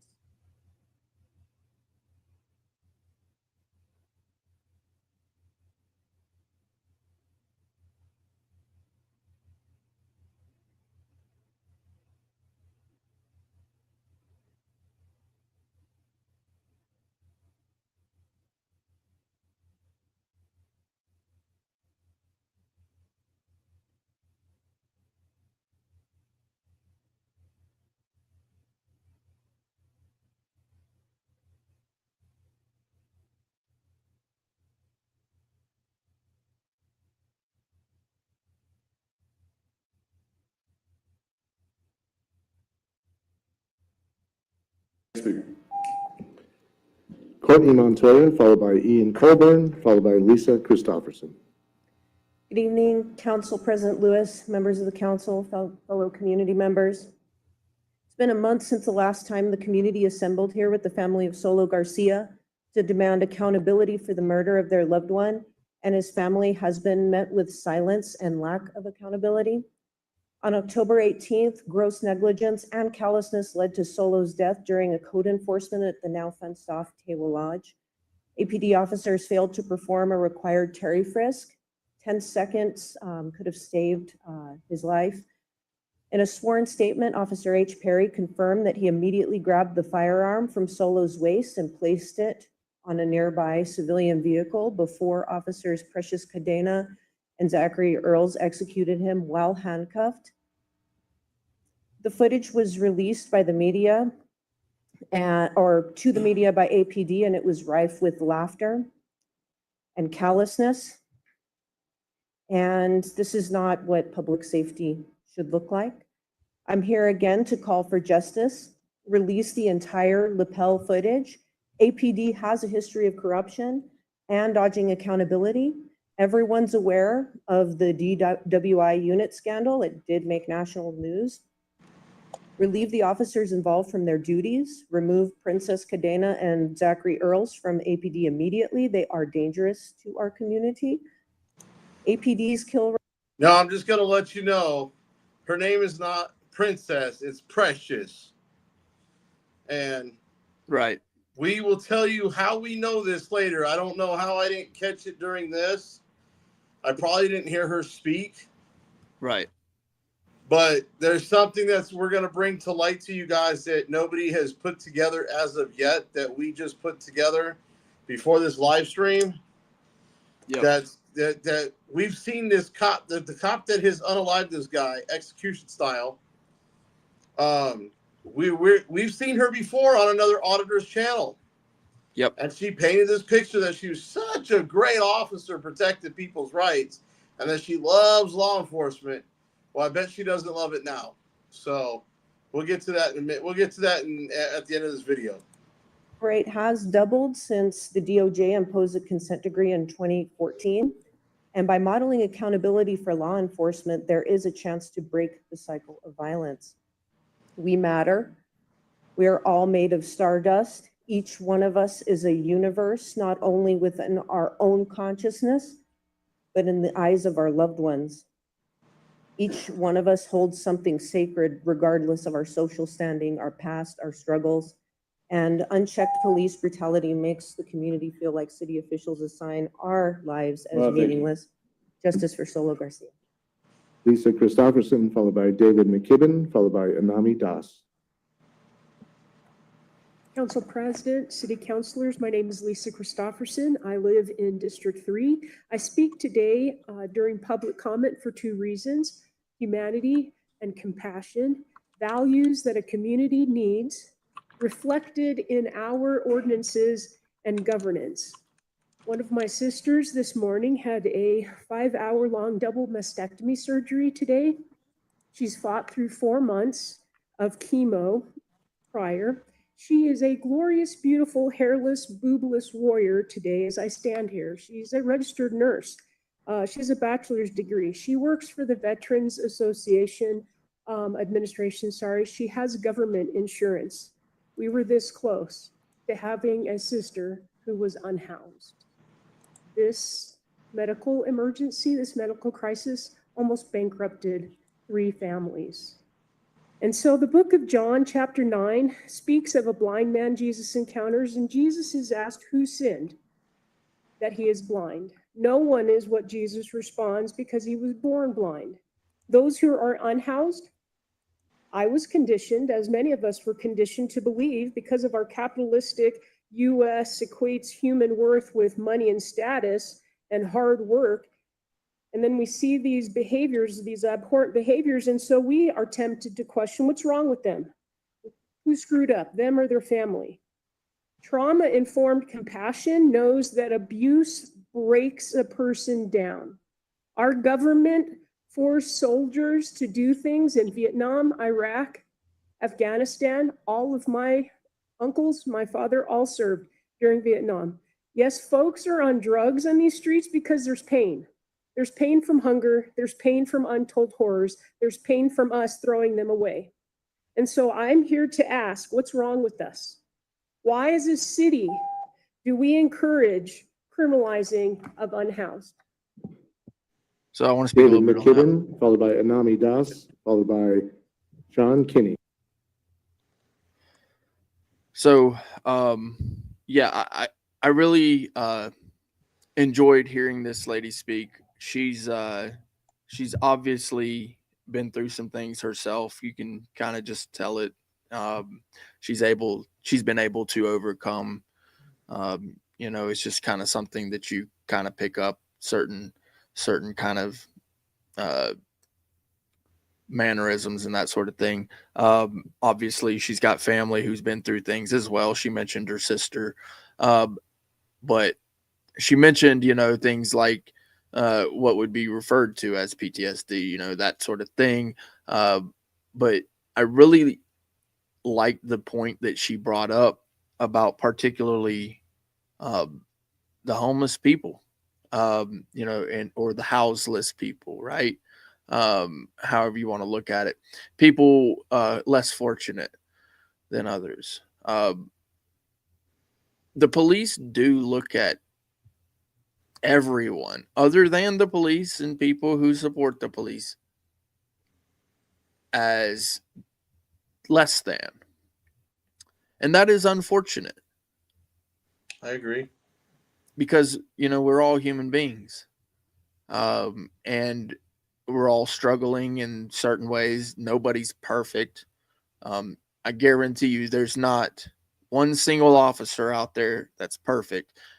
And it's going to be pretty difficult to find a good officer, because that would denote a good man or good woman for that matter. And I just happen to know, and from what I've experienced, that is few and far between. You know, I guess a better word for it would be decent. If you want to call it good, that's fine. I've even used that language saying, you know, that's a good person there. But if that is the case, decency, common decency is few and far between. It's not officers. I don't see it. I don't see accountability. I don't see reason. What I see is exactly what is being told about right here which is taking of lives, taking of livelihood. And yeah, I really appreciate that the family and friends are strong enough to come out and speak about it. I mean, it's absolutely a travesty, regardless of, a person's past.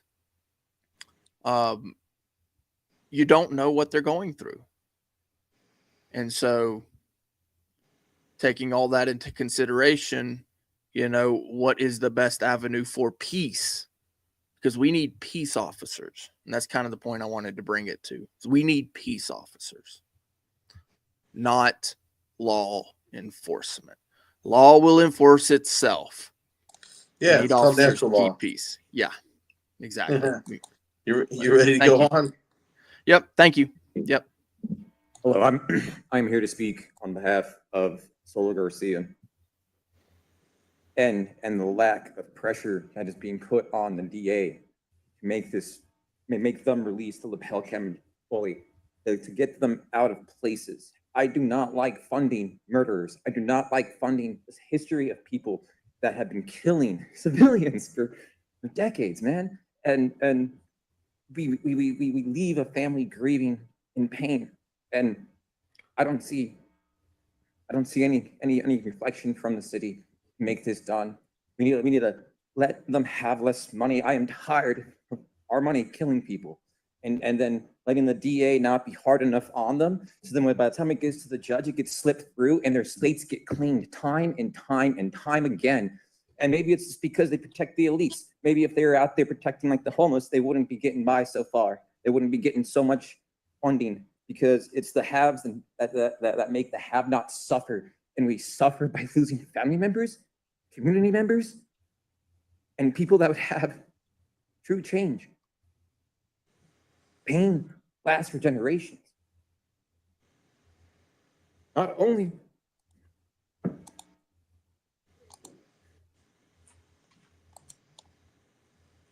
I just wish we need to put more on the DA.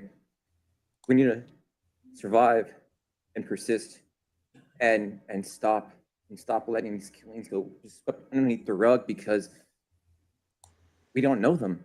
They weren't that, they didn't have what we thought would be the best person, and then people not following the proper procedure. You're wondering why everything's all messed up. We ain't going about this the right way, and we're not handling it appropriately. And we need to have harsher sentences for murderers. Thank you. Anami Das. Few things. I'm not going to make the other comments. I'm going to head out before I get to those. The main thing on the legislative priorities, please use page numbers on those documents. It's confusing to try to talk about them without those. The main thing, though, APD officers come back to work too quickly after something happens, where there's an incident of any kind. And Councilor Rogers, you mentioned during a couple meetings ago, the trauma of the officers who inflict this kind of pain, justified or not in any given situation. I'm being very careful with my wording right now. Officer Les is someone that I complained about, him being overly aggressive, him harassing a syringe service, which is a state-funded medical service. I complained about him in the months leading up to Solo's murder. And I found out that I started making those complaints after he had returned too quickly from a different shooting that he was involved in.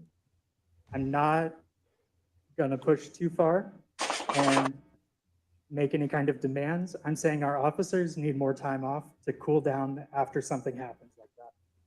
It's incredibly traumatic to hurt another person, even if you're a cop. They need time away from the field, and the field needs time with them away. Thank you. Rebecca Walker, followed by Anne-Marie Schmidt, followed by Rudolph Serrano.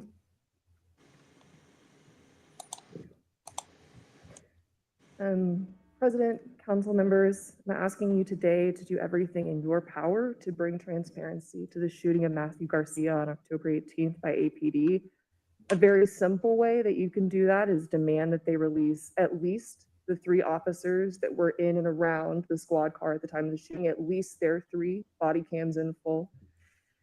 I don't know how many of y'all watched the press conference from November 20th, the only other information that we have about the shooting.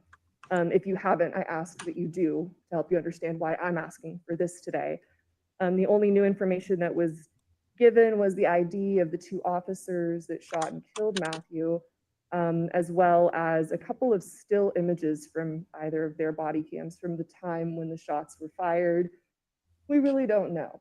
What's very clear is that they want to keep muddy the moments that the shots were fired and that the gun possibly was taken from him.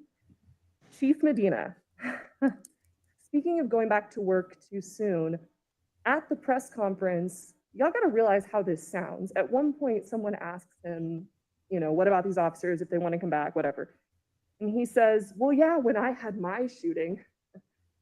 Do you realize how that sounds? He's saying, when I had my shooting, and then actually what he goes on to say is, I wanted to go right back on the force because that's what he thought was best for him, so that's what he did. We don't actually know what happened. You know, she's got a valid point here, Brick. I just want to say, when you deal with that kind of trauma, you should take the time to heal, because you're going to be on edge every time you go out. You're either going to be too scared to draw your weapon and you're going to end up dead, or you're going to end up being overly cautious where you're pulling it on every person. There is no happy median again. So she's got a valid point. But when the chief talks about, well, when I had my shooting, well, it seems like everybody at Albuquerque PD's had an officer-involved shooting. Seems so like that. What happened to the federal oversight of getting away from this and marking all the check boxes? I mean, I see SWAT all the time on ANCAP Cop Watch. There's no way that Albuquerque is that dangerous of a city. Right. No, that's exactly right. It's because they have the tools, right? I don't know, like, I don't mind them having the tools, but like, do they need to use them every single time is a question, right? And I know, I know it's a big city, right? But to bring out SWAT like every week, right? It's almost like, are we living in a, you know, terror state? No, we're not. If it's some simple crimes and that sort of thing, that's one thing, right? You know, you might have some hostage situations, but like every single week I see SWAT on ANCAP's channel, and it's like, I see it almost every day. Yeah. Like for a while there, it was like every day. Sometimes it is every day, right? And I guess it kind of fluctuates a little bit, but it happens way too often where they seem to be more interested in applying the force than they do in keeping the peace, right? And so why go to that length if you don't need to? But yeah, I mean, it's just, I mean, so to hear these people speak. Now, I've only been here for so long, right? I've lived in big cities before. And I do know how it is, but hearing these people speak about, you know, just being in the thick of it all of the time, it's like at some point the governance, right, the governing people have to ask, is it maybe the way you're governing? Is it maybe the leadership? I mean, you have to. Like, I mean, if a house is disheveled, right? Yeah. Then typically it's not the children, it's the parents, right? There are some rare occasions where you just got some wild little youngins, right? But that is typically not the case. Typically. I mean, it's a rare occasion that you get that wildness. And even if that is the case, right? Even if that is the case, I would still call it the parents' fault, right? And so, yes, it is the government's fault. But of course, now we are the people. So who did we put into power, right? Who did we vote for, and that sort of thing, right? Did we get involved? You know, that's why covering these types of things, speaking out, you know, at all times, not just when you're during a difficult time, but during a peaceful time, staying involved, keeping accountability at all times. It's important, you know? Absolutely. All right, get back into this. Yeah.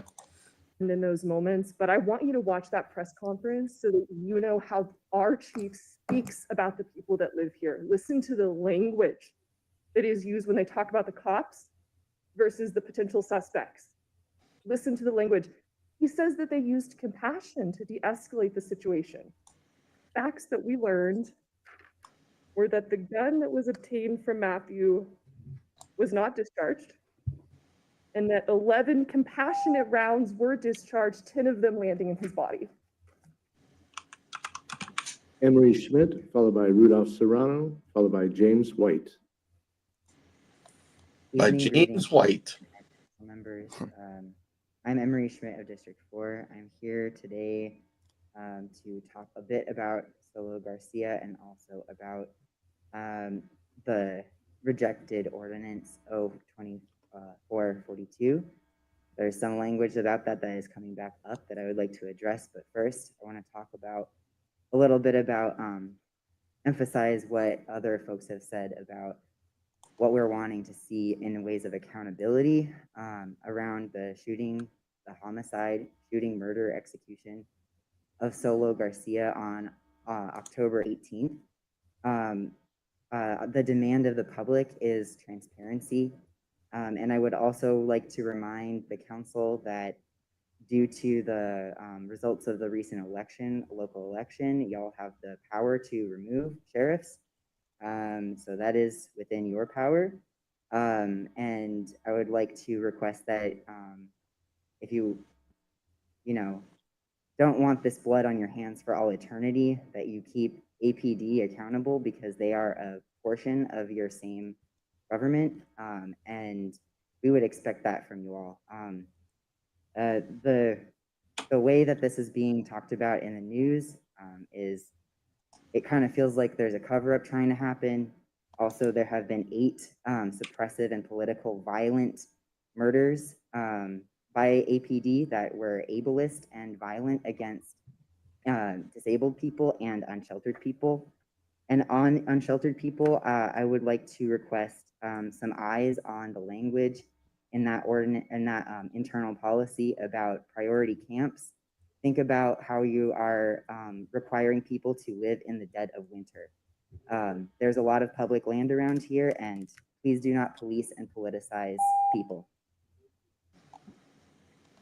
Rudolph Serrano, followed by James White, followed by Letz Otvo. President and Luis, members of the council.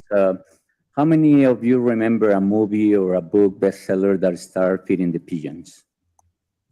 I'm gonna start breaking good with a man, but not feeding the pigeons, but breaking their neck, because that's pretty much what speaks about our city and people pleasing of killing someone else. My sympathies for all those people with Solo and their families. But I went counting the pigeons. Let's see how many we have left, and we have less than 150. That's less pigeons than what I feed in my backyard between all the different birds I feed. You know, so that's a call for, okay, let's stop paying $1,500 for somebody to kill the 150 left, and let's stop paying $46,000 to click the book for 150 pigeons. It's not big enough number to do that. So that's with the pigeons. But I do want to keep on thanking for the years. You know, it's time to thank for everything that happened this year. Thanksgiving was here, and we sit down, it's like, what do you thank for? And I thank healthcare for the homeless for my smile, because I didn't have a smile last year, and now I have a smile, and I can thank for that. I can thank for Bands of Enchantment, man. That was a good time. We really enjoyed that. I want to see it coming back, maybe every month, something that we can do to compete with Austin. but at our budget price. The wheelers, I don't know if you are familiar with the wheelers, but for me, Three Little Birds is the first song I teach to my kids. Let's get together and everything is gonna be all right. That's my wheelers, man. And so that's what I came for today, in my public time. And we're gonna talk in the 2 meetings because I promised a little bit of geopolitics, and you guys gonna Thank you very much. James White, followed by Letz Otvo, followed by Brick Jonesy. Yeah. And so he's about to speak. Go ahead and pause it for a sec. Let's look at that. Hold on. Let's look at that Team DLZ sweatshirt right there. Wait, who's cop critic? That would be Chuck Bronson. Why? That is Chuck Bronson. Hold on. Why? What's up? Because he was trolling a little bit, and somebody thought he didn't realize he was trolling. I went ahead and took care of it. It's okay. Jesus, guys. I knew that was Chuck. I knew it was Chuck. And then I seen what just happened. I'm like, oh crap, I gotta correct that.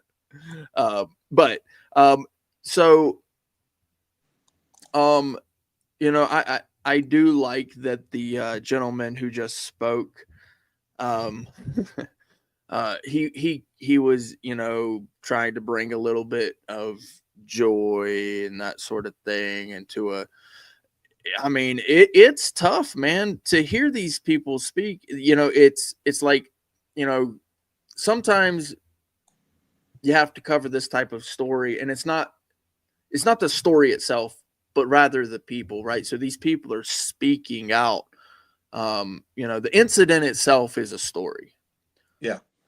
But then you've got the family, and you've got the friends, and you've got the community at large who are now hearing it, right? And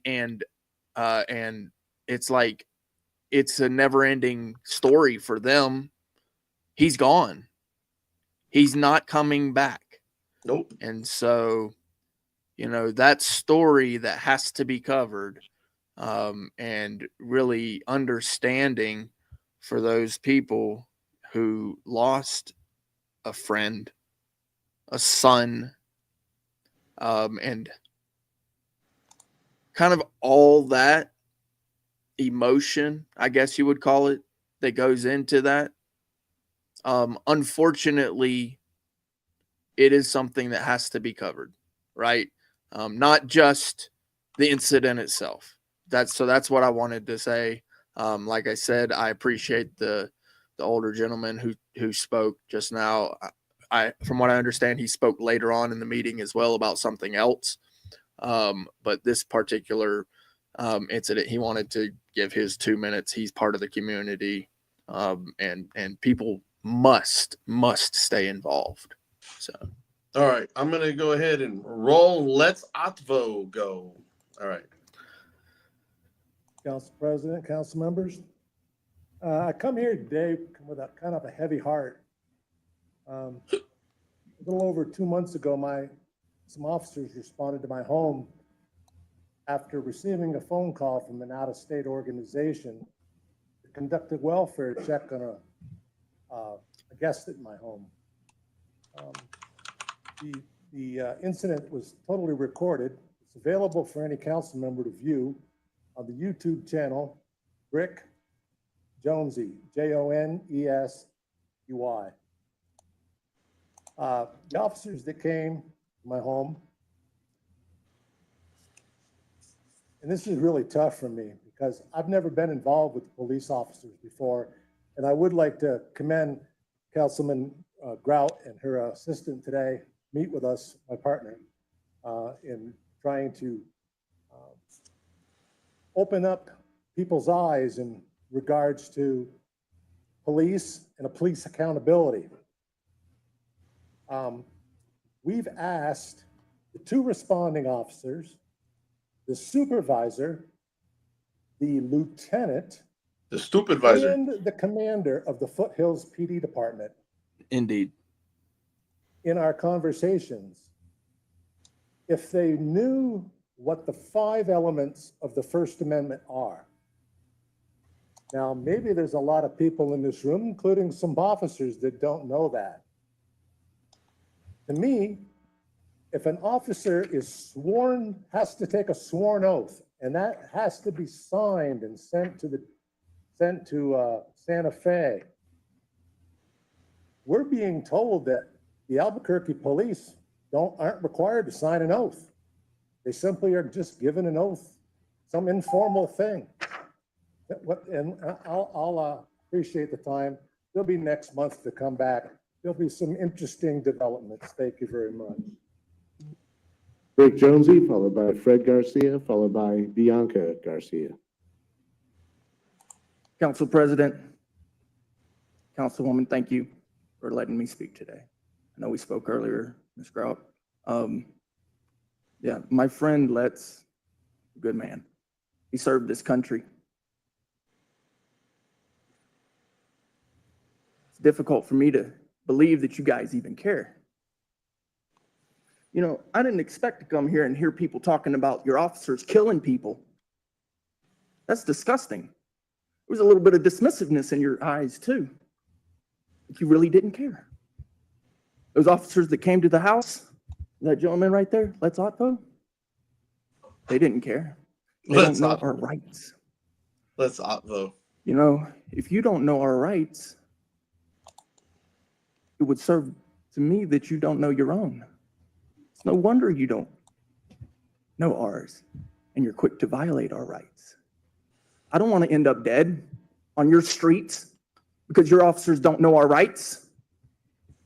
It's pretty disgusting. I am about government accountability, and I will be out there watching you with my camera. And if your officers decide that they want to be unprofessional, they might get cussed out. Just might. It's my right. It's my right to petition. You better get used to it. Thank you. Better get used to it. Fred Garcia, followed by Bianca Garcia, followed by Mohammed Al-Jabouri on Zoom.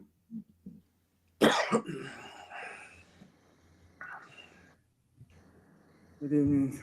Thank you, Councilman, Council ladies.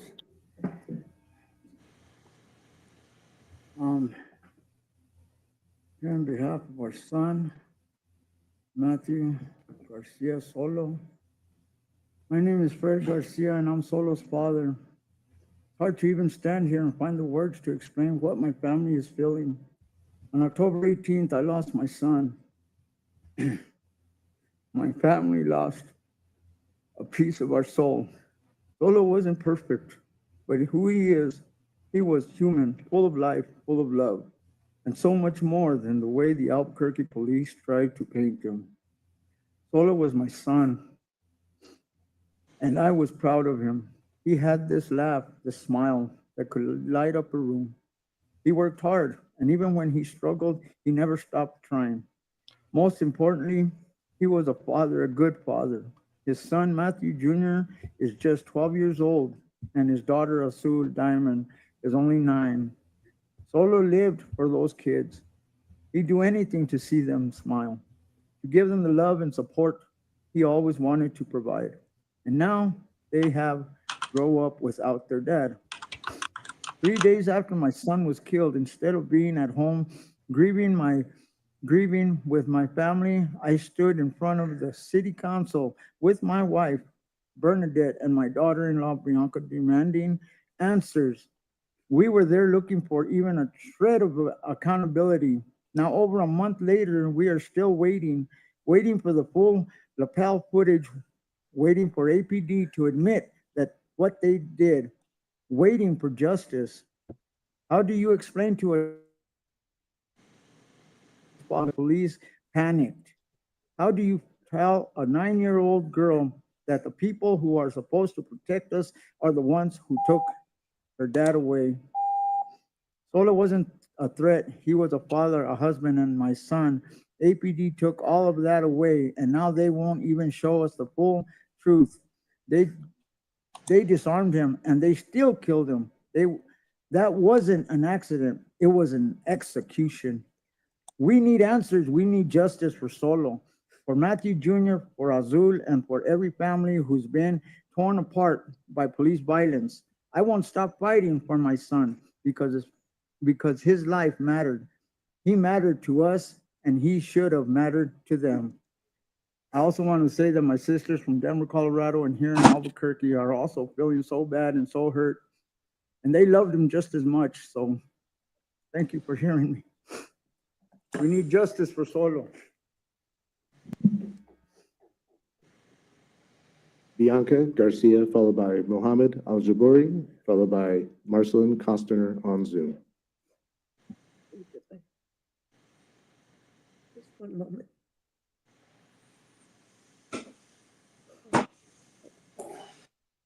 My name is Bernadette Lajeunesse Garcia. October 18th, he took my son. He may have not been my biological son, but he was my son for 20-some plus years. He was a human being. He laughed and bullets went out and hit his body while he was handcuffed in the back seat. I want justice for our son. This is his daughter, Azul Diamond. My grandson Matthew is at home with his mom, Bianca Garcia. This is taking a toll on the whole family. Questions, we get no answers. Medina stood up here and stated, I'll have somebody call him tomorrow. I didn't hear from nobody. 4 days later, we finally get a call. Not one of them, but the lady that called gave her condolences on behalf of ours. My grandson is having a really rough time, and his daughter. My grandson wanted to be a police officer. Took that dream away. Took his dream away. My heart goes out to other families that have been through the same situation that we're going through now. I wouldn't wish this upon no one. No one. An animal that's being hunted down gets it quick. Boom, boom, boom. It sat there for 45 minutes in a police car without being. Hey, I got a question. Is there something wrong with this kid? Yeah, well, I believe from the way that she is moving about and all that, she's probably deaf.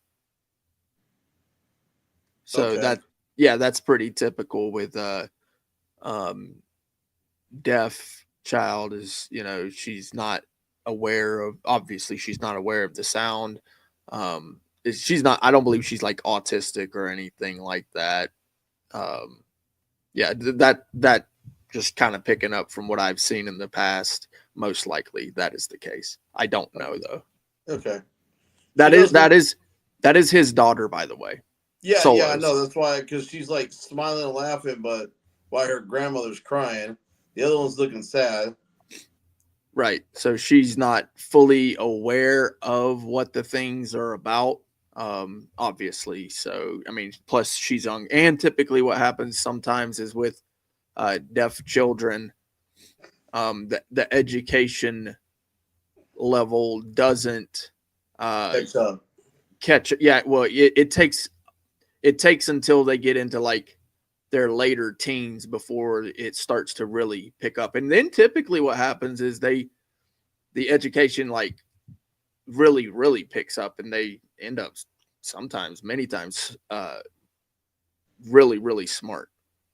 It's when that language barrier is crossed, basically. Once the language barrier is crossed, they pick up things real right. So About being searched. It's not right. This needs to stop. I don't want any other families to have to go through what we're going through. And the little ones that are left behind. We're still looking to the future. But now, without their daddy, the holidays, It's been holidays anymore. I keep looking at the door, hoping and praying he'll walk in, but they took that from us. They took it from us. It's not right. I thank you for your time. Okay, she's not deaf because that lady just whispers something in her ear. I don't believe so. So I don't believe No, I don't believe she whispered in her ear. She was talking to her. Well, you know, and actually, you may be correct. It's a force of habit a lot of times with folks to be talking to a deaf person, not realizing. Like I've seen that, literally seen that, where somebody is talking to the deaf person, knowing that they're deaf. Is just a force of habit. Well, to me, it looks like she's either got some form of ADD or autism. So higher, you know, obviously higher functioning, but looks like there's something wrong here. It very well may be, but that like looks like a behavior. It looks like more like a behavioral issue than anything else. I mean, that's why I was thinking like high level autism or like an ADHD kind of thing, because she can't stop moving. Justice for our son Solo, Matthew Garcia. I want justice for our son. And we won't stop until we get it. Amen. And we'll still be fighting for all the other parents out there that are going through the same situations. Thank you. God bless each and every one. Happy holidays to you all. Please make the right choice. Please make the right choice. And the only reason I'm bringing that up is because of what I found out why we were on the live stream. So just so everybody knows, I'm not always just sitting back here watching the video. I mean, I obviously watched most of it, or at least heard most of it earlier. So this time I'm just picking up on more things that I'm seeing and hearing that I didn't catch the first time around. Now, I have been doing some research on our guy Solo, but I've been doing kind of a kind of onion layer, 2-3 layers on this cop, because I've seen her before, and we mentioned that before. Now, I'm going to go ahead and play the rest of your body camera footage, because I'm going to get into a little bit of – I'm not going to get into a lot of it, because I don't want to ruin what I'm going to probably talk to you about when we're done piecing something together. Sure. Because I found some more stuff on the back burner back here. Okay. So I'm going to roll this video first.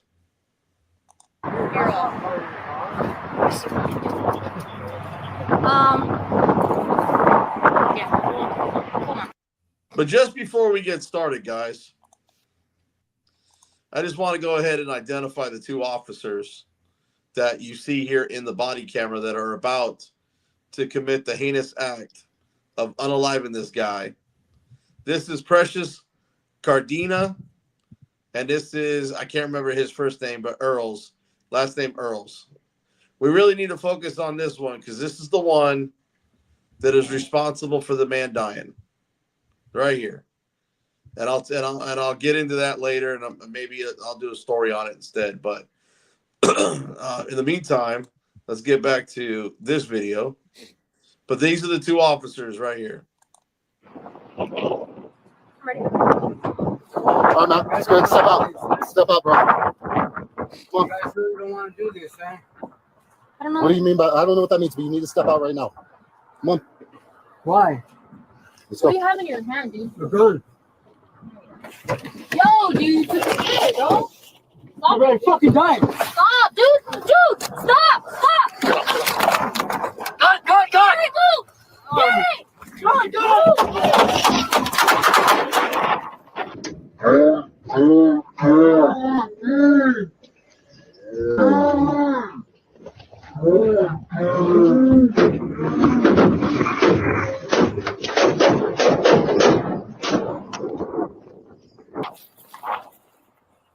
So you can actually see the gun in the guy's hand. So he took the gun from the guy. Fucking move! Don't fucking move!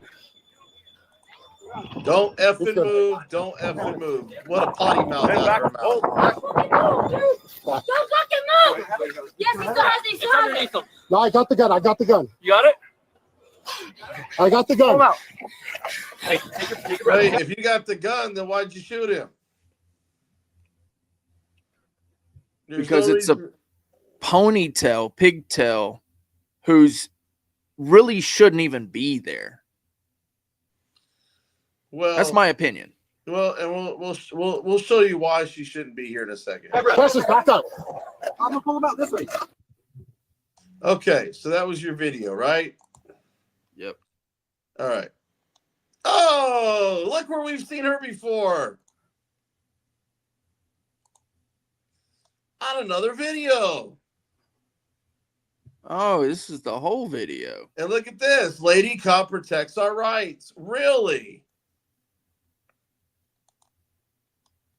Is that right? So let's do this. Without further ado, would you care to see this full video, Brick? Hey, I'm interested. I'm interested how she is going to protect our rights. How are you? Oh, just pretty good. Chilling? Just we saw you guys over here. Just gonna check it out. Okay. Is that And YouTube? Uh-huh. What is it? And speaking of which, our auditor that's auditing her is Denver Metro Audits. And this is Interesting. good old Cardina here. What is it? Yeah. I can't tell you. You can't tell me your channel? I might. I mean, you seem cool. You got your gas cap a little You don't open want a here. subscriber, bro? How long you been over here at Albuquerque Who's PD? he there with? I've It been sounds here familiar. I think it's NCAP Cop Watch, actually. But here's the kicker. Her gas cap was open, so she obviously doesn't pay attention to anything. She doesn't pay attention to a guy with a gun on him because she didn't do a Terry pat down. When she, first off, what's the point of putting him in handcuffs? It kind of sounds like standing tall. It sounds like they should have actually done a pat down prior to putting him in the, or at least when they put him in the cuffs, do a pat down instead of just putting him in the back of a patrol car. Yeah, that's supposed to be the procedure. That sounded to me like what one of the people were complaining about in the city council meeting. You know, the whole situation surrounding it is a little bit strange that they, so if it's reasonable or not, doesn't matter, right? What are they protecting? A criminal? If it's someone who, you know, did something wrong, ended up dead, why wouldn't you release all of the body cam? I get it. Right? If I it's get it. that they didn't perform their duties correctly and he ended up dead because of their negligence and that they did something wrong, why is that cop not in jail and they're releasing the body cam?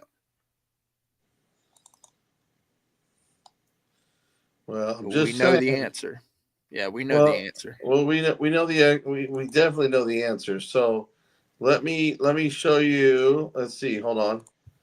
I'm gonna have to do it. Shares, present. Okay, so I'm gonna have to pull it up. I've got it. Let me get out of this screen real quick. Well, I did have it up. Here it is. Okay. So this is what they found. You're not sharing? I know. I'm working on it. Okay. This is let's get to my tab here. Present. Stop screen. Present. Share screen. And we're gonna be window. There we go. Do you see it? Okay. That is what they retrieved off of him. That's a Taurus. That is a Taurus. I don't know the model on that, but it looks like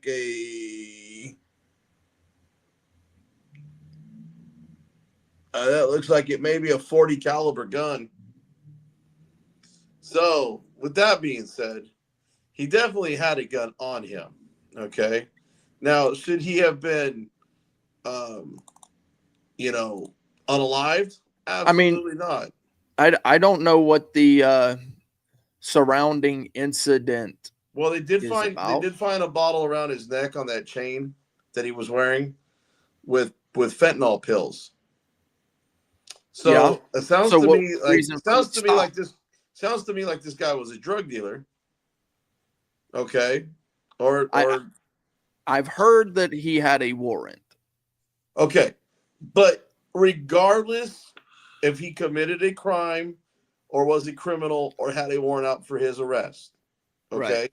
The policies, the procedures, and protocols that were put in place that they needed to follow were Right. not followed. They are followed there for officer safety and citizen safety, okay? Well, yeah. I mean, Where the was office. this that day? If she can't pay attention to closing her gas cap, how do you expect her to put somebody in cuffs and do a pat down? Right.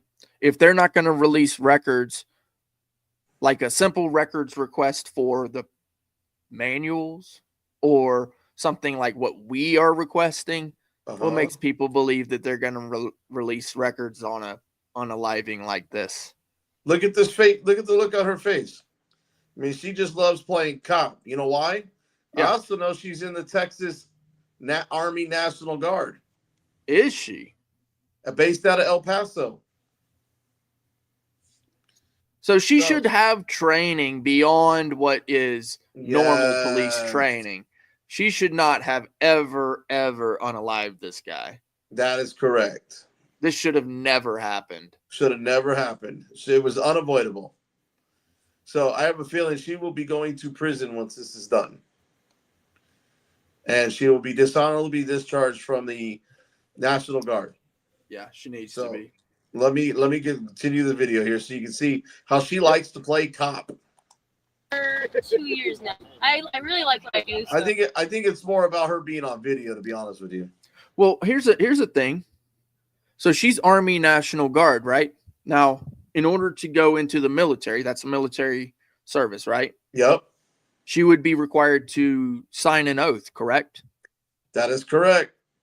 Well, you know, going back to the point that Letz has made, and we keep trying to make, and we keep trying to get records for, where's that signed oath of office for her police work?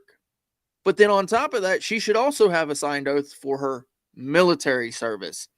Yet they claim that there is no signed oath, that it's only a what's called? No, they have to sign one when they get their peace officer certification. Right, it's part of it. It's literally basically that, right? Yep.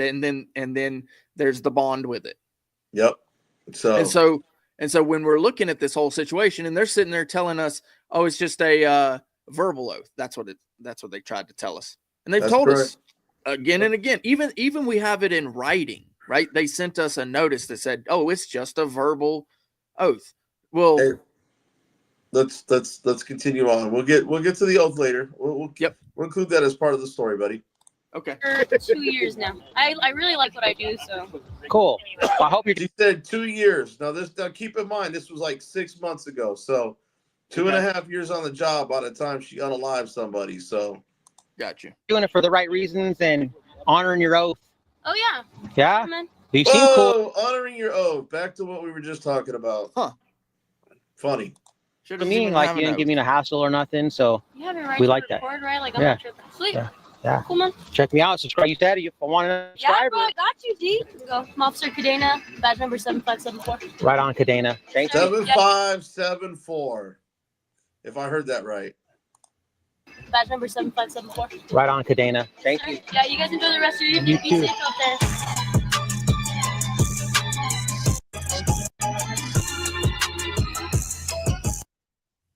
The arrow through the hearts might be accurate with the way she unalived somebody.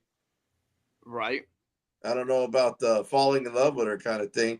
I'm gonna have to let Christopher know that his little chickie unalived somebody. Yeah.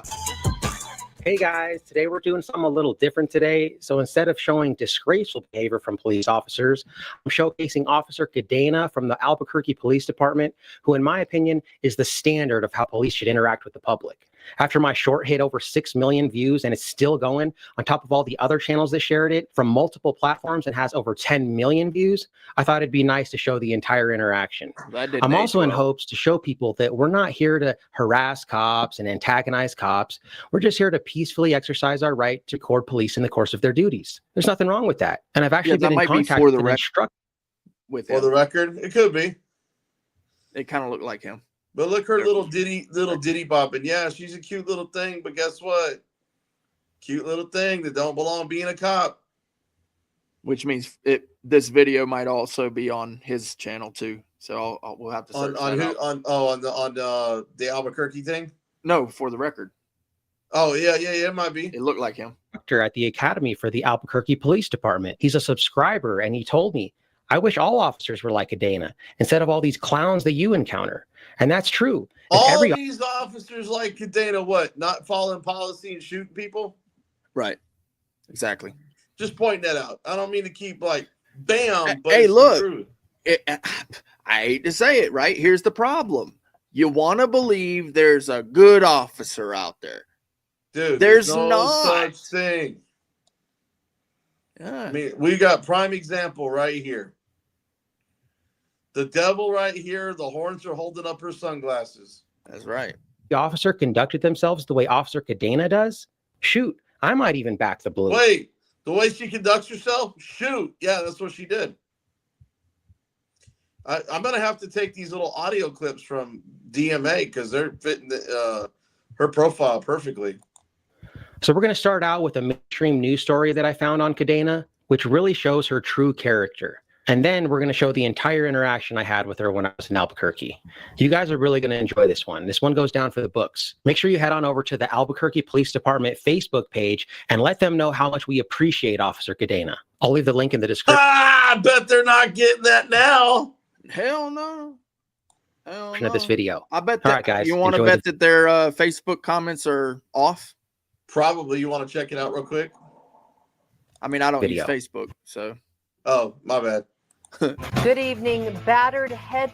Here, I got to go through this because it's got, well, I mean, he had it on his channel, so it's got to be okay. Ago. Lapel video shows the horrific encounter, and we want to warn you, the video you're about to see is disturbing. News 13's Alexis Koneski joins us in the Newsplex now with that video. And Dean, Jess, we're not going to show you the little boy or his injuries, but we will show you what police found when they showed up to the home. It's October 29th, a little after 9:30 at night. Hello, police department. Albuquerque police are dispatched to an apartment near Central in Wyoming after CYF alerted them that a 5-year-old boy was inside, badly injured. We're here to check on a kid, man. This man, Felipe Valencia, continues to dodge the question whether there's a child inside. We got a phone call that what? there's a kid that lives there inside here. He's continuing to dodge the question. Wait, we're at, what did I miss? Did the reporter just say that he's continuing to dodge the question? Here, we'll back it up. Dodge the question. I don't whether know what there's this a story child. is about. Child abuse. Oh.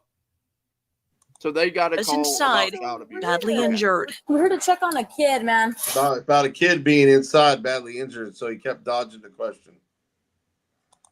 This man, Felipe Valencia, continues to dodge the question whether there's a child inside. We got a phone call that there's a kid that lives there inside here, this apartment. Well, it's me and my girlfriend. Then they start talking to the child's mother, Natalie Size. We got a call that there's a kid in this apartment. My son. Yeah, your son, that he doesn't look well. So that's why we're here to check on him. Yeah, he fell off the bed the other night, so he kind of ended up up there. Police believe that was the first lie of many that night. While the couple agrees to let the officers inside, We'll follow you in, bro. Police had no idea what they were about to see. So we're probably gonna need the on-call CACU. This kid's pretty bad. As soon as they see his condition, officers grab the boy and head for the door. And that's when things take a turn. Hey, wait, please, don't start. No, you're taking my son. Screams erupt while Valencia holds his girlfriend back. He's not falling off the bed. He's not falling off the bed. He's 5 years old. Police say things got physical with Sai shoving and trying to punch one of the officers. Don't touch me. You don't touch me. After the officers get the boy outside, they get a closer look at him. Can I see your belly? Oh my goodness. Injuries that even the officers have a hard time processing. Can't even see. Out of his eyes, dude. He's bad. He has like bruises all over his legs, his arms. Both of his eyes are closed shut.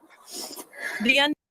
Okay, so it sounds to me like she gets very emotional all the time. She's using F-bombs and now she's crying on the job from seeing this kid. Right. Now, it sounds to me like she's too much of a girl. Getting too involved. Getting too involved, you know, Yeah. and too trusting. I agree. Because if it was me, going in somebody's home, first off, was there probable cause? Because there really wasn't. Well, it's all right to have some compassion, but you know, when you start to get involved like that. Well, here's my problem. Here's my problem, though. There was a call for service. There was no extenuating circumstances, and there was not any kind of warrant to access that house the way they pushed themselves in. Yes, I agree. So, again, they do not follow policies, procedures, and protocols. If they had evidence and they couldn't get inside that home, they needed to get a signed warrant to go in. And perhaps sometimes it works out where they find criminal activity. However, sometimes it does not, and it actually goes against fruit of the poisonous tree. Right. Right. Exactly. But here's the thing. Had they actually had a warrant, see, even if they didn't, let's say they had extenuating circumstances to go in. Right. Let's just say they did, okay? It was an emergency, right. Right. So, I mean, they had no probable cause anyways. They didn't see the boy, but let's say they did, okay? Right. Why wouldn't you call for backup and detain everybody in the house before you pull that boy out? Because by pulling that boy out in somebody's home with that dog, all them people, that puts you in a very dangerous spot, not only for you, your fellow officers, and the child and anybody else in that home. Right. Or possibly if someone starts shooting, neighbors next door across the way. So that was just a blatant thing for safety, and they shouldn't have done that, period. Right. But and obviously he says this is a good thing she did. No, it's not. You know. Right. And that's why when I heard the media operator, the fake news, mainstream, lamestream media say that the guy was avoiding the questions, it's like, well, you broke your fifth. He's not required to answer anything. And so off of an officer's hunch, now all of a sudden I've got to talk to the cops. I don't believe that's accurate. And so, you know, okay, maybe they were in there doing something wrong. This is probably true. However, why not get a warrant? It wouldn't have been that hard. We got a call that there's a boy. They're denying us access to the house. They won't bring the boy out here. Okay. Yeah. You watch the house to make sure the boy don't leave and get a warrant signed in the meantime. Yeah. Yeah. Do a stakeout, whatever you got to do. And if the homeowners or somebody comes out and films you, you know, you gauge their responses and, you know, check out what's going on. That's fine. You know, but going in like they did, they just violated any kind of crime that would have been in there. Right. And now it becomes fruit of the poisonous tree. But yet DMA's over here go, oh, she's a great person. Dude, she's swearing in front of the kid. She's crying. I mean, she's just unprofessional, period. Yeah. Yeah, I agree. Now, Into a night they won't easily shake off. Hey guys, I'm from Metro Audits, aka the Mile High Auditor. I'm over here in Albuquerque, New Mexico. Mile High. I'm here for the record. That's who it is. For the Mile High record, auditor. No, it's for the record. DMA is considered the Mile High auditor because Denver, Colorado is a mile high on the elevation. No, I've literally seen like, well, I mean, maybe I haven't checked his channel out enough. Maybe that is DMA Mile High. It is. It's like okay. backup channel. I've seen because I've seen the channel. I've just never checked it out. Okay, and that is for the record. Yeah, because I recognize the hair. Right there. Yeah. Yep. Cap Cop Watch in there. Oh, and Cap. This cherries and berries. I told you. Can you check it out? Yep. Yeah, so he's, it's the whole crew. It's the whole New Mexico crew. The only person we're missing is James Freeman. Right. And maybe Direct D. Well, he's Arizona. And there is one more. I just mentioned him. Oh, yeah, Standing Tall. He's in there.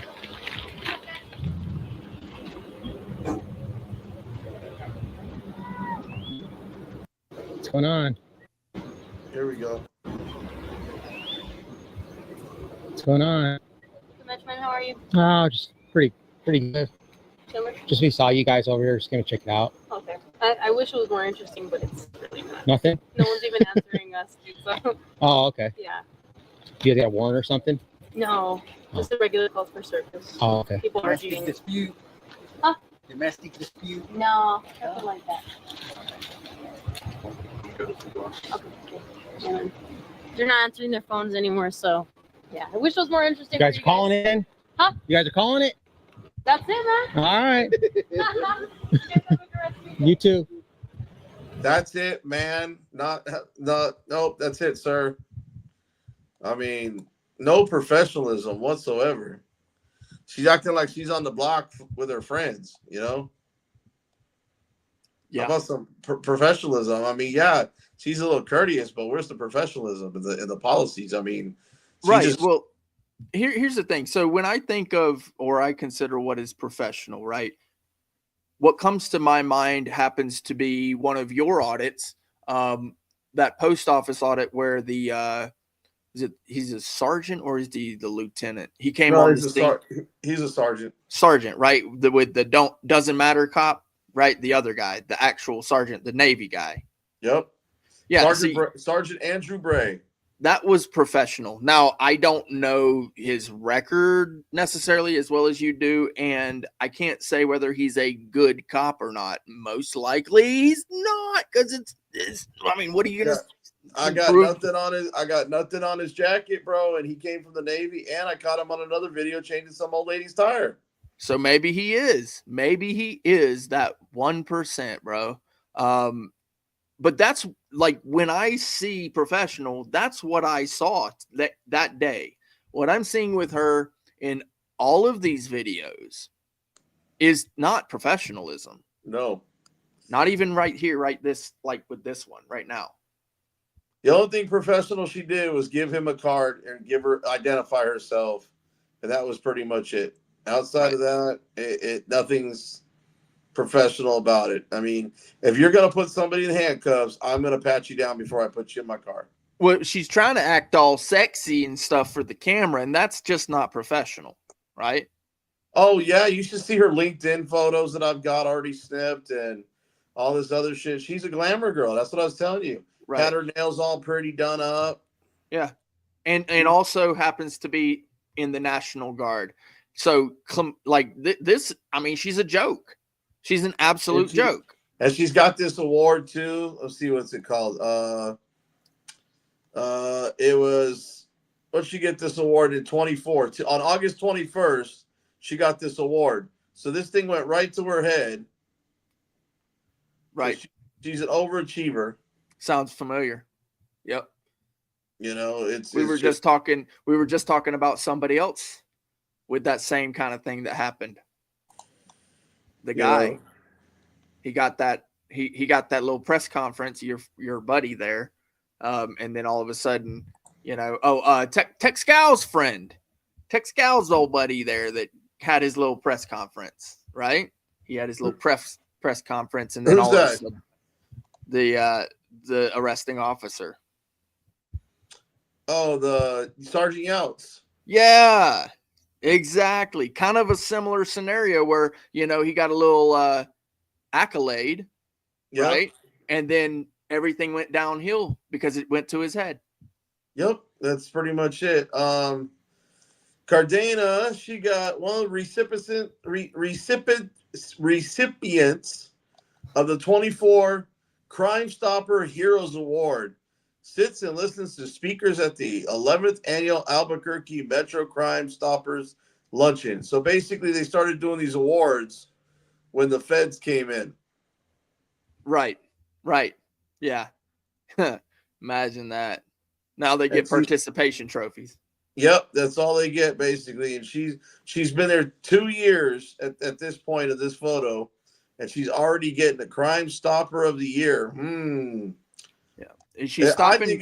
I think it's more of a female PR kind of thing. Yeah, is she stopping crime, or is she causing more crime and harm than good? Yes. I mean, look at her little sexy walk here. But up. Look how that little thing jerks that door open. Yeah, these cops are just too worried about looking good for the camera, right? And if the camera wasn't there, you know what? Guy from it. Yeah, it's flipping them off. Did you see that thing where that guy was siphoning gas? Yeah, our gas cap. Okay, so look at her gas cap, bro. I've seen that. The gas cap's not even closed all the way. Yeah. So hopefully she didn't put diesel in there. She put regular gasoline. I've seen a woman do that too. Thing where that guy was siphoning gas from a cop car and it's flipping him off. It was on the news and stuff. Somebody took a picture, like flipping off the camera, like fuck the police, and he was siphoning gas right from it. Yeah. I don't recommend that at all. Yeah. Now the one thing I will give Albuquerque is they've got the white cars that are more like the peace cars, you know? I do like that. Yes, I do. They also have blue, but they're similar, you know, markings and things like that. So I do like that. Yes. So I'm just saying. So yep. Now the sheriff, Bernalillo sheriff, do have black and all that. No, those are the real criminals. Here you go.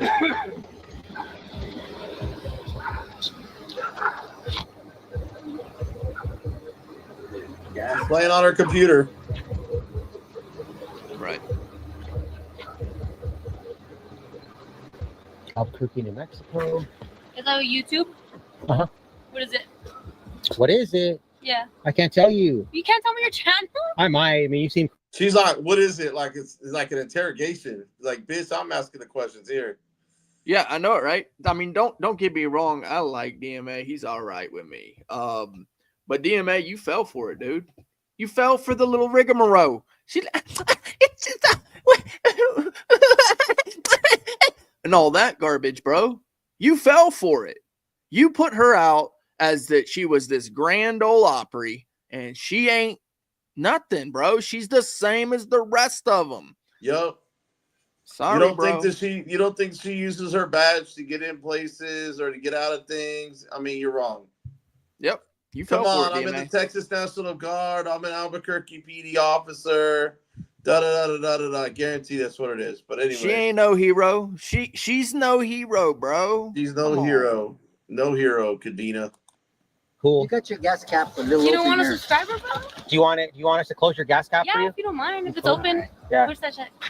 How long you been over here at Albuquerque PD? I've been here for 2 years now. You like it? Yeah, I do. Did you start Albuquerque or did you transfer somewhere else? No, I started Albuquerque. Oh, I've okay. been here, yeah. What do you think? Like you're over here in the war zone. Is it pretty crazy over here or what? It can be like that sometimes, but I guess it depends on how you look at things. You know? Right. If you like the job, then more work, you know? Right. That's cool. It's a positive attitude to have, I guess, for you know? sure. I really like what I do, so. Cool. Well, I hope you're doing it for the right reasons and honoring your oath. Oh yeah. Yeah. Man. You seem cool to me. Like you didn't give me a hassle or nothing. So You have it right. we like that. Right, like Yeah. I've honestly never seen you before. I think I've seen your homie though. The Yeah, one with the this backpack. guy right here. No. Your Both homie? these guys are from here. Yeah, might have seen me around. You're a homie? First off, how do you know it's my homie and not another guy from another news organization? Oh yeah, that's a good point. Like, so I stand So on my we're- own square, right? Yeah, because we're auditors all of a sudden. Now we're homies. Right. All of a sudden, we're not the press. Well, you know what? You hit the nail on the head, because here's the thing, right? We are not like them. They are not like us. We are someone else, right? They are the thin blue line. We are the we the people part, right? And they know this. We're the thin white line. Actually, red. No, we're not dying. I'm neutral. No, I'm sorry, but I'm I'm gonna kidding. be red. I'm gonna Anyways, be red. You be red, you be dead. But anyways, If you say so. keep it white, keep it tight. But anyways, look at her point with her pinky. Oh, you're gonna get canceled for that statement, bro. After all the flack I've gotten, if I didn't get canceled after that other video, then I'm good. Yeah. Anyways, back to it. Yep. I think I've seen you before. Yeah, cause I'm always bugging y'all's with SWAT calls. Okay. That's I it, think I've seen you, but I've never. I'm not from here. It is. Okay, gotcha. Yeah. I'll give you my card though if you want to check out. That is Yeah, the for homie. sure. What are you talking about? I'm out of Denver actually, but I was born here in New Mexico, and so like I got family out here, so I still come to visit and stuff. Oh, okay, sweet. Yeah. Yeah. Cool, man. Check me out. Subscribe. You said if I want another subscriber, Yeah, bro, I got you, G. you gotta subscribe. Right on. Yeah. I got you, And G. Oh, we're friends now. Got you, G. He don't even have a G in his name. Now we're friends. So what are you calling him, a gangsta? Because he ain't a reporter. You ain't even calling him an auditor. You calling him a G, and you're homie. What kind of slang is that? I mean, come on, be professional. What are you, like, part of the cartel? I mean, good Lord. Yeah, we're gonna be homies now. Yeah, right. I do, and I like to praise people too. There's your friend, you could DMA. just think we're just here to antagonize cops and stuff, Yeah. and like, His I girlfriend. leave you guys alone. Right. You're cool with me. I'm cool with you. Exactly, So, same. right. Cool. Can I get your card? Yeah, man, for sure. I don't have like a personal card, but I can give you a. Yeah, man. You can for just write your sure. name and badge Órale, number on güey, there? ¿qué pasó? Right on. Thank you, ma'am. That's gonna be a collector's Oh, item. look at that. My viewers are gonna like that one. Oh, man, can you see my screen? Yeah. I'm gonna do this right there. I'm glad I keep that snippet tool right there. Cadena business card. There we go. I just popped me a screenshot of that. Yeah, so did I. I've got my phone open right now, so I literally just screenshot. I literally used my snippet tool because that's going in the video. Yep. No, this will come in handy later, maybe. Yeah, absolutely. Let's see. Oh, look at this. They even got Berkey in blue. Thin blue line, huh? Oh yeah, yeah. Oh yeah. You didn't know that? Nah, just saying. Hey, there we go. Gonna make our petitions known at a later date, so we're definitely gonna use this. Hang on a second. Get a snippet tool of this. That way we don't have to look it up later. We'll just have the image ready to go. So, boom, saved. 3 found dead inside home in Frisco. Wow, well, that's pretty close to home. Alb PD non-emergency number.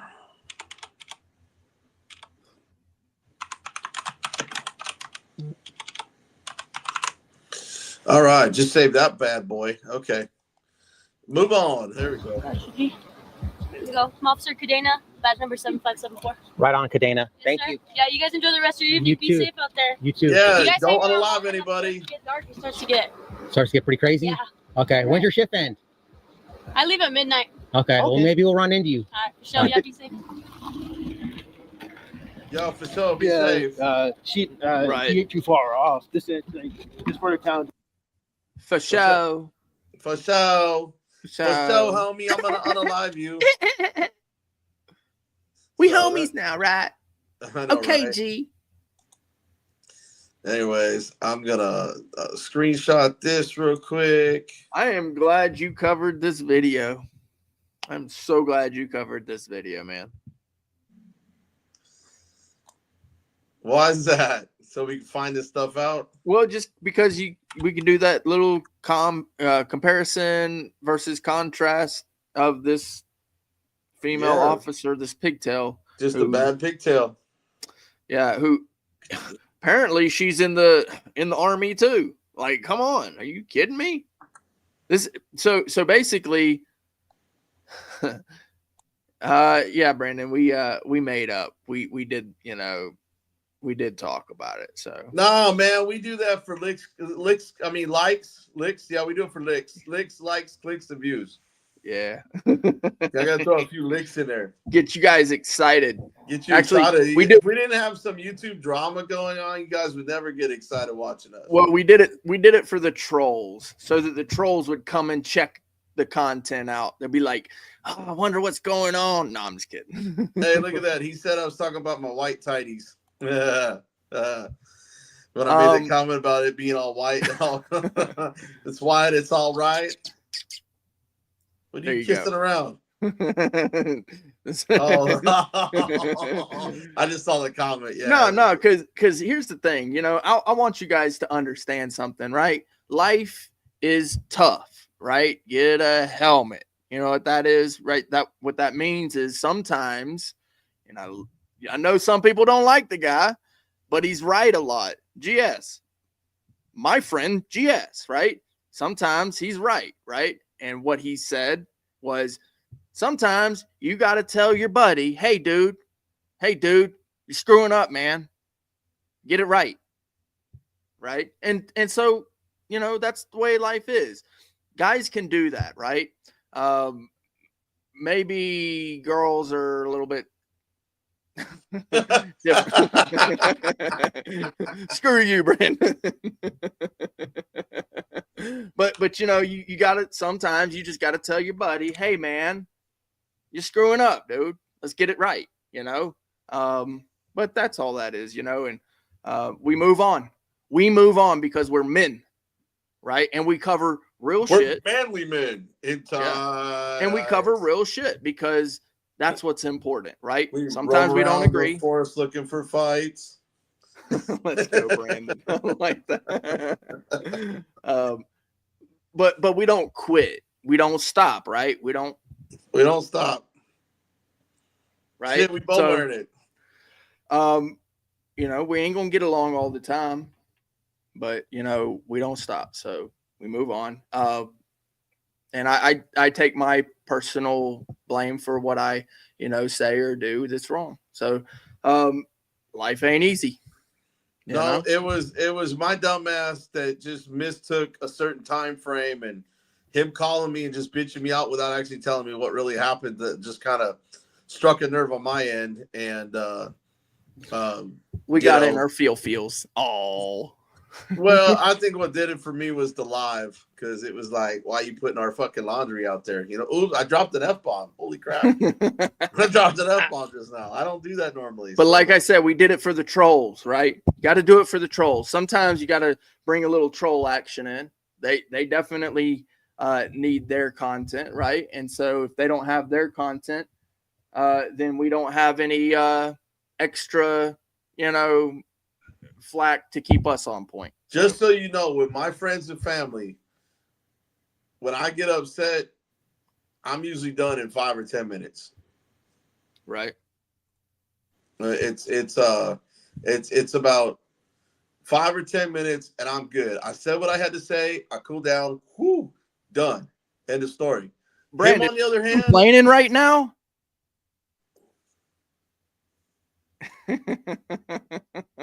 Brandon, who's the one that brought it up? So it's your fault. Are Don't you make me complaining slap right you around now? a little bit, Brandon Mitchell. Don't be complaining on the internet now. Yeah, don't be complaining on the internet. But anyways, let's see. Did I show that little? I did show that little picture, didn't I? Yep. Yeah. So this is her, and the other guy, he was right there with her. I mean, but just from like, I don't know. Oh my God! Look at this clown, dude. He's still live, and look at his text going crazy. His chat's going off the hook. Is it? That's chilly. Lots of women JBTP. So he's covering a pigtails. bad female cop too. Of course. But let's see what else we got. Well, really, what I came in here. Let me do this. Let me share this screen because I haven't done this in a while, guys. Get your products at TAP Security Products today. Anything from stun guns, brass knuckles. I've already got one order in today where I got some K-bars sold. But the Second Amendment knife, speaking of which, Brick, has your package come in yet? Bro, I've been live with you this whole time when you Go talk. check real quick. Let's go see Letz Otvo, see if the package showed up. Bro, we can show everybody your knife, dude. The mailbox is not right outside. It's going to be, I think, UPS or something. Well, the mailbox is not just right outside. Doorstep. Anyways. Maybe. No, it should be going in the box because there's a bigger box. Down the road kind of thing? Yeah. F that. Like Brandon Mitchell says, F that. Well, I'm patient, so. But I got all kinds of stuff. I love my Second Amendment knife. I do have some other stuff. If you just put in flag. Yeah. I got some other patriotic stuff. I got some God Bless America knives. I got some Eagles. Now I will tell you that I am like in an impatient mode when it comes to a different package that's supposed to be coming in, which will assist me in doing your narcotics, bro. No, doing what I need to do. What I mentioned at the council meeting. Yeah. What I told them. Remember how I told them I will be watching you with my camera. Now, how am I supposed to do that without wheels? So that package will be coming in very soon. You know, it between the 10th and the 13th, and then from that point on, I will be doing an unboxing. There you go. And so when I do, is that the one? That's not the one. That's a different one. That's a different one. Nice. I was just showing you that. You know, like I said, anytime you put flag in on my site, all the stuff that comes up with flag will pop up. Like right now, I'm checking my site. I'm checking my manufacturer site right now to see how many I got in stock. Right. Because it should tell me right there on the web, but I'm not on my back channel. So let's see what it's got. Because I've got a live feed right to them. I got 12 in stock as of right now. Yep. Nice. And what do we got them? What do I got them priced for? Let's see what we got them priced for. Dude, that's right there, man. Look at that. $12.59, man. It's cheaper than what retail goes for. Nice. Yeah, that's a decent price for a good knife, man. Right there. I mean, that's a really good price. And it's 4.5 inches. That's what she said. You got, look at this stainless steel blade. This one's is that a serrated blade? It says serrated, but I think they're trying to count that right there. But it's actually a straight blade. Have to get on the website and fix that. See, I catch things like that occasionally. But here's the other one, dude.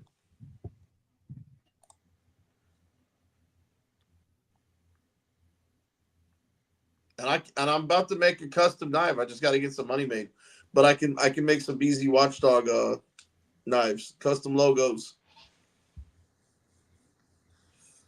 So working on that too. Anyways. Yep. Yeah, man. We got 6 people in here. I think it's probably time to end the stream, go make some dinner. It's almost 7. I've been on here since 3:30, so it's been like almost 3.5 hours now. So yeah, Yeah, man. Hopefully some folks will order some things, man. And I appreciate you having me up and sharing some of my videos, and bringing some light to this case where these cops unalived Solo. So Matthew Garcia, rest in peace. You mean rest in pieces? Yeah. Sorry, all right, bad joke. I get it, man. Well, I mean, it's accurate, man, and for the family and the friends and the community, I hope you all as well have some peace. I know it's like the worst, absolute worst time of the year.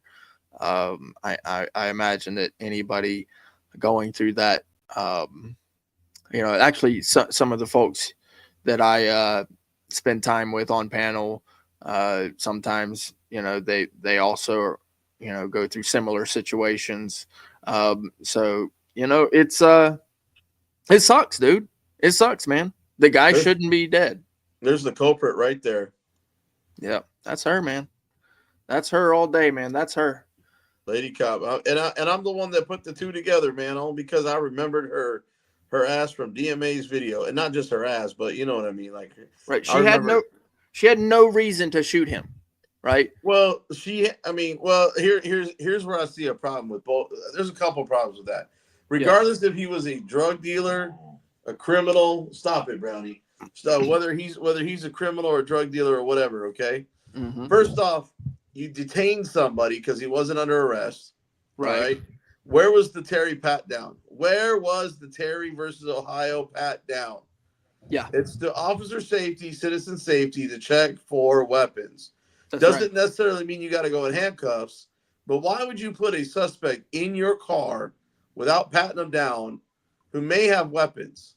And guess what? Right. He did have a weapon. Yep. And he ended up talking a little crazy. He was already irate going in there. You had an opportunity to check for weapons. You didn't do it. So shame on you. And then when the other guy grabbed for the gun and took it away from him, why did they still continue to blast him? Well, and here's another thing. So I don't know, because the other body cams aren't there. There's only this one small portion of body cam. I don't know how he got the firearm. Did they give it to him, or did they leave it in the car? Like, these are questions. Well, you're right. Now, he does say, she's like, step out. He's like, no, I'm gonna. Something about you want. Like, he was making an aggressive statement. Yeah, you want to do this kind of thing. That's what he was saying. You want to do this? And then she said, "What do you got in your hands?" And he says, "A gun." Right. And that's when everybody, like, she's backed up screaming. The other cop reached in and grabbed the damn gun away. Look at this. CFW is watching. Manuel made it all the way to the inside of the jail with a taser. With a taser. How did he make it all the way inside the jail? Oh, wait. Not doing their job with a Terry pat down. Yeah. Yeah. So why do we have Terry v. Ohio? At this point, I don't know. It's not for officer safety. It's just to violate you more. Yeah. For their choice when to violate. With all these cases, this is the reason why we should get rid of investigative powers. Yep. Right. That investigation or investigator married to the arresting officer, as in they're the same thing. Yeah, they should absolutely be two different things. They should go sit all back at the station and wait for a call. Yep. Absolutely. 100%. Let the investigator do the investigating with no arresting powers. And once that's why you have undercovers who are out there gathering intel, gathering evidence, watching everything. Yeah. And then, okay, we've got our warrant. You guys go arrest this house. Here you go. Serve the warrant. Yeah, exactly. But we're not seeing that. We're not seeing that happen. Nope. Carolina, I'm getting ready to end this stream, so call me when it's done, or I'll call you. But let's go hit 7th Street. I want to get some revenge for you. Terry v. Ohio's for fishing expeditions for retaliation. That's right. Yeah, pretty much. Yeah, Pretty it's from the fugitive laws, really. I mean, Terry versus Ohio is the court's backing of the fugitive laws. I'm just saying. Yeah. I'm just saying. All right, Brody. I can't believe Chili's still alive, man. This is crazy. Right. Well, right. we're gonna do one last thing before we sign off. Yep. And I'm gonna do it right now. So appreciate it, guys, for coming in.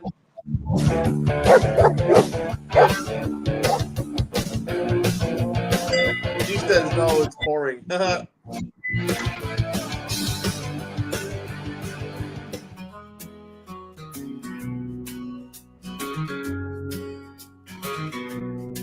Well, it's Otvo and Brick Jonesy, two friends. I'll be right back. I'm changing town. In Albuquerque, they're never lonely, raising voices, never backing down. They got hearts as big as Texas and dreams reaching up to the sky, asking about those 5 elements with a sparkle in their eyes. You want to sing? You What can are the 5 they always asking? Freedom of speech, let's get it blasted. Pressing religion, gather with passion. Redress grievances, no stopping the action. In a small cafe on Central Avenue, where the coffee's strong and the laughter's new. They quiz every soul that walks on through. What's the First Amendment mean to you? From the dusty streets to the neon lights, their mission spreads both day and night with a humor that's always bright. They're building hope, turning wrong to right. What are the 5 they always asking? Freedom of speech, let's get it blasting. Pressing religion, gather with passion. Redress the grievances, no stopping the action.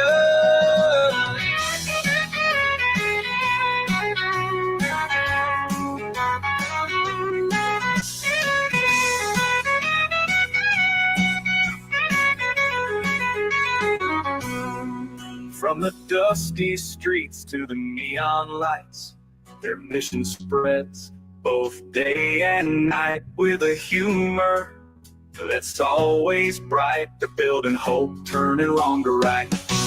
What are the 5 they always asking? Freedom of speech, let's get it blasting.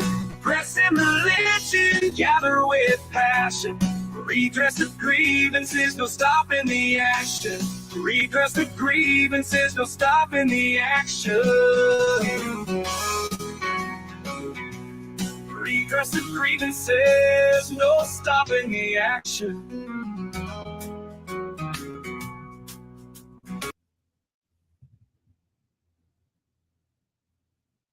All right, guys. Sorry, I had my mic on mute because he was going crazy wailing back here. I'm gonna get going, but Keebler, I talked to the assistant manager at Lowe's. Stop it, Brownie. And I've got some information for you before you go to court, so you're gonna need to call me. And then Carolina, you crying that it's raining? Hell with it. Stick it out. I thought you were a trooper. Let's go. Let's go. Anyways. No, that's right. And you also want you want to call me probably. Well, I'll just put it out there. Basically, they called him after you were arrested and solicited the trespass. But the problem is they've got no statements. They've got no statements. They got no criminal trespass warnings. They got nothing that would warrant a call out there for you. So that's your legal defense in your municipal code. So. Anyways, I'm going to get the flock out of here. Brick, I appreciate you coming in. Thank you very much. I'm going to end this stream. So you guys have a wonderful night. And I don't care if it's raining. I'm probably going to go out there and get wet and film some coppers. So talk to you later.